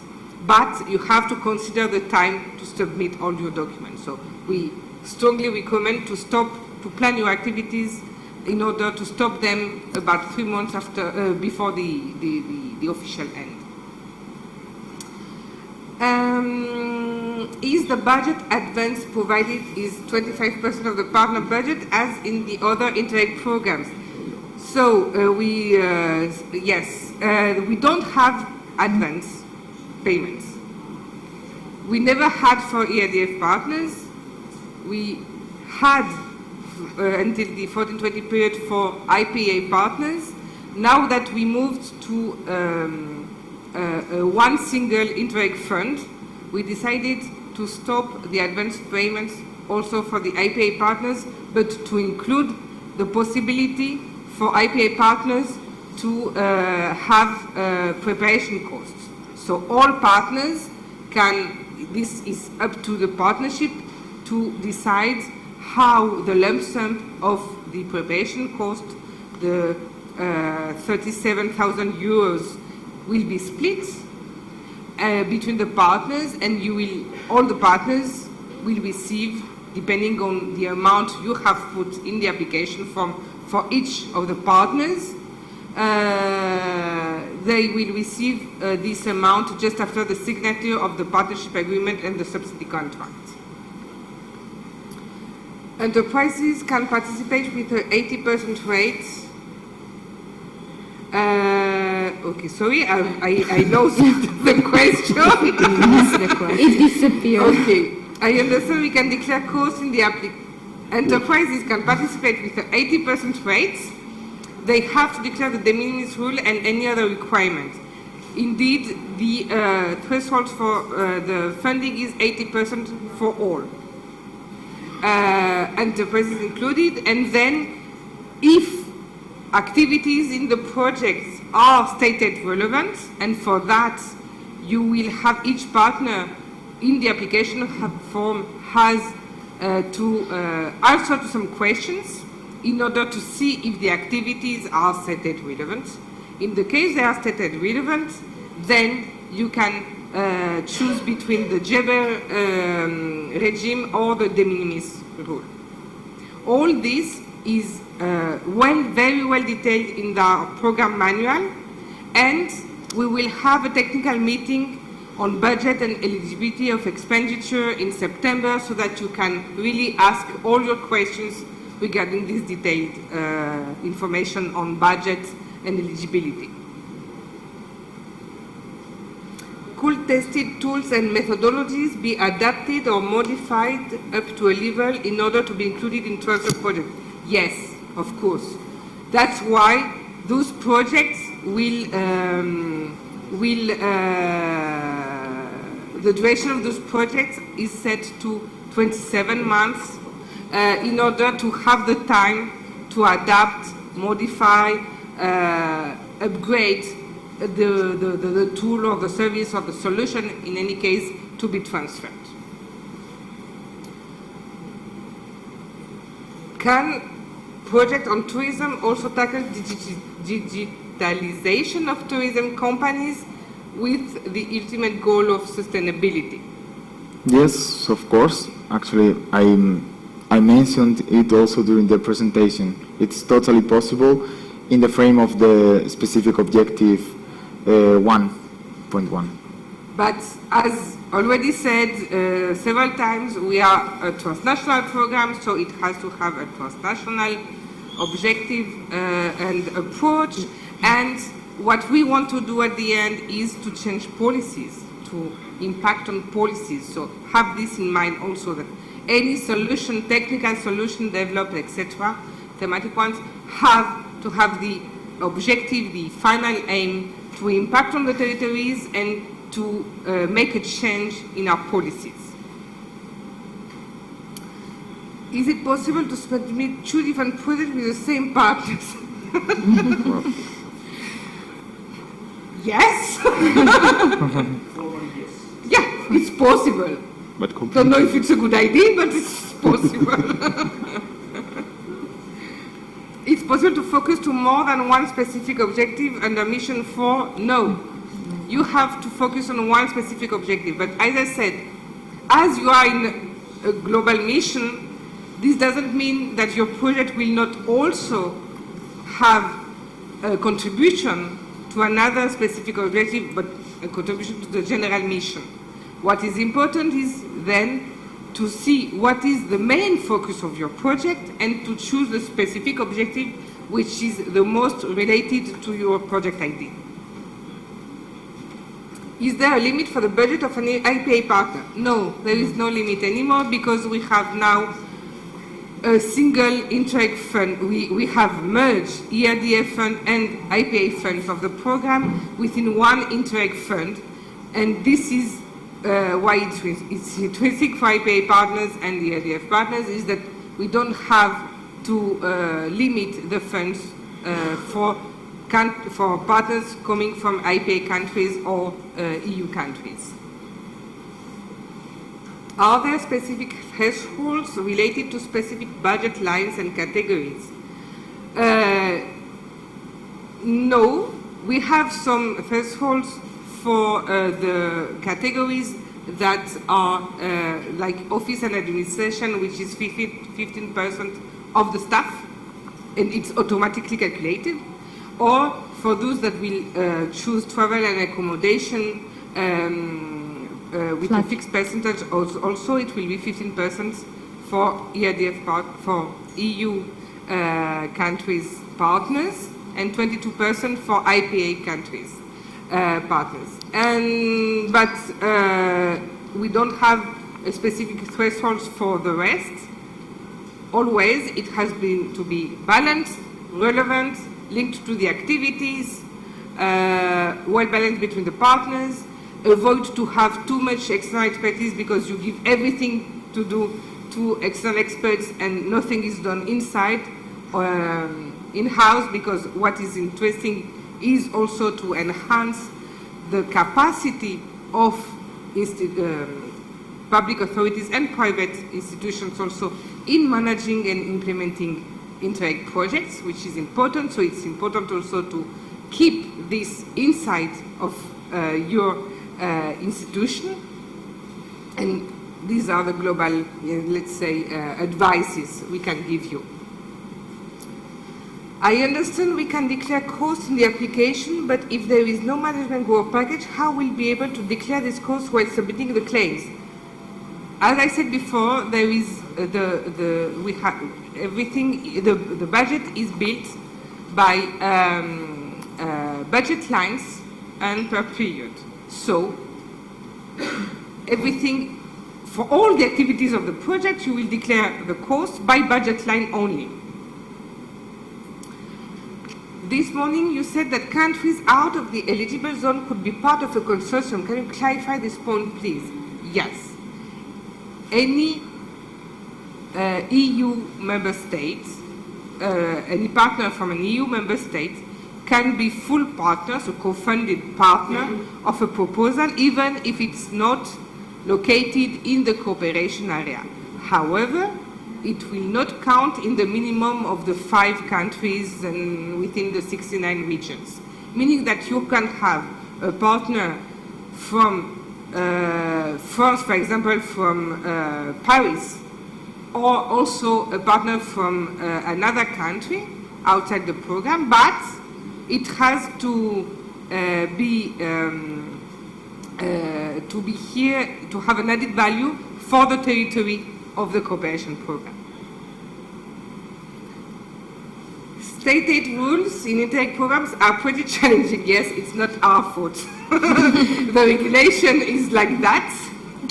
We have made a lot of lobbying in order to simplify things, but the regulation is as it is and we have to follow it. Have you foreseen a specific webinar or fact sheet on that? We have in our manual a very detailed information on that. I think it will be really helpful, and we have a self-assessment questionnaire. Each partner can fill in to see if their activities are state aid or not, and in any case the lead partner will have to fill in it this questionnaire in cooperation with his partners in the application form. Are international organizations eligible to participate as partners and receiving funding? Yes, this is possible. This is possible, and I invite you to read in our program manual. We have a paragraph specific on the international organizations to see exactly how they can participate and what are the specificities. They cannot be lead partner. That's it? No, they are all related to the technical center. Yes, exactly. Exactly. Many questions will come in the technical meetings, of course. In any case, we are close to the end.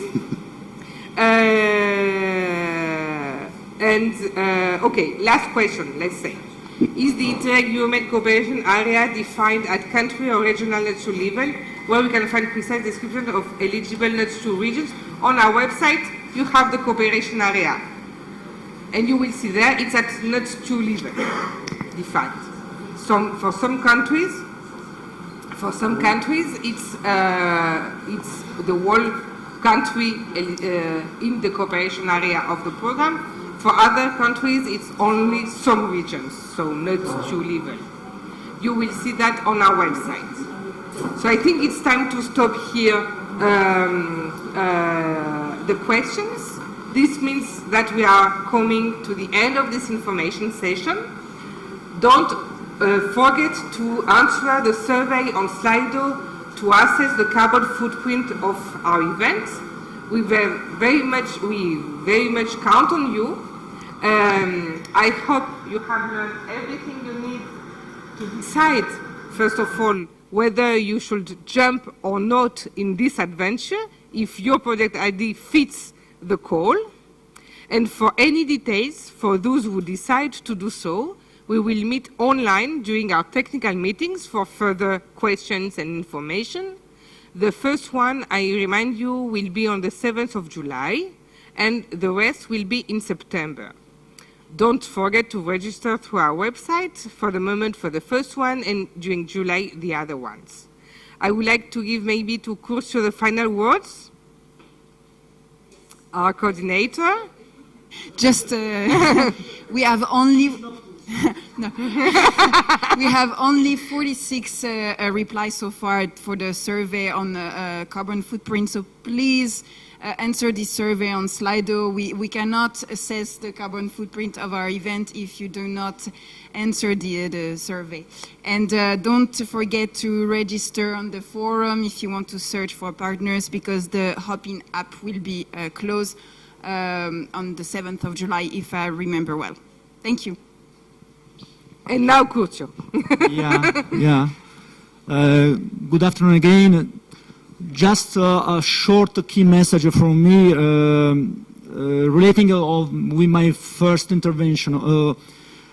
Interreg-Euromed program is a quite special Interreg program. So, you know, we are trying to produce something operational, concrete, but also able to impact really territories since 2010, when we started to think about capitalization and strategical projects.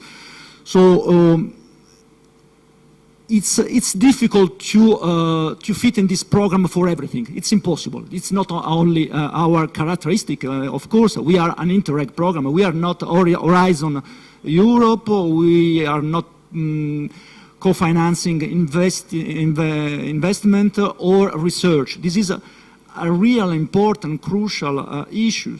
We are working, we have to dealing with public administrations, citizens, territories. So public policies. We are a soft power program. We are not a hard power program. So investments are only related to test something for creating, proposing solutions, methodologies afterwards. So really what is important outside of the specific objectives, priorities we can propose to you, try to answer yourself to first question. This is the right program for my objectives. When, and I'm sorry for the beneficiary, but when I saw, I have seen the question about have I the possibility to propose to different projects with the same partnerships. It's a trouble for me because we cannot have the same partnership, not because it's forbidden, but normally you need different partners to find a different solution to different projects. So it's normal not to have the same partnerships, not because the program say no, but because you cannot propose twofold the same projects. This is obvious for me. So really, this is a simple attention to the contents of the strategies. It's really important that you take into account the optimization results strategy you already have on the website. You can find the philosophy behind the priorities and the objectives. So this is the first document you have to read before starting to draft a project. Because if you are not fitting in the strategies of the capitalization and transferring of results, you are out in the first step. And I don't think you want to lose time for nothing. So take into account the strategies approved by the Monitoring Committee and the program in general, in order to ask yourself if you can go ahead or not. This is my message, the most important one, but also to save time for you and for us, of course. This is a message, a critical message. Thank you very much, and good luck for your proposal. Thank you. Thank you, Curcio.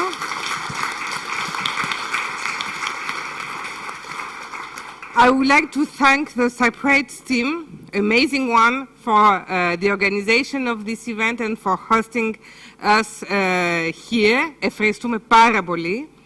Big thanks to you all for coming and have a safe journey back home. And thank you also to all of you still, I hope, following us online.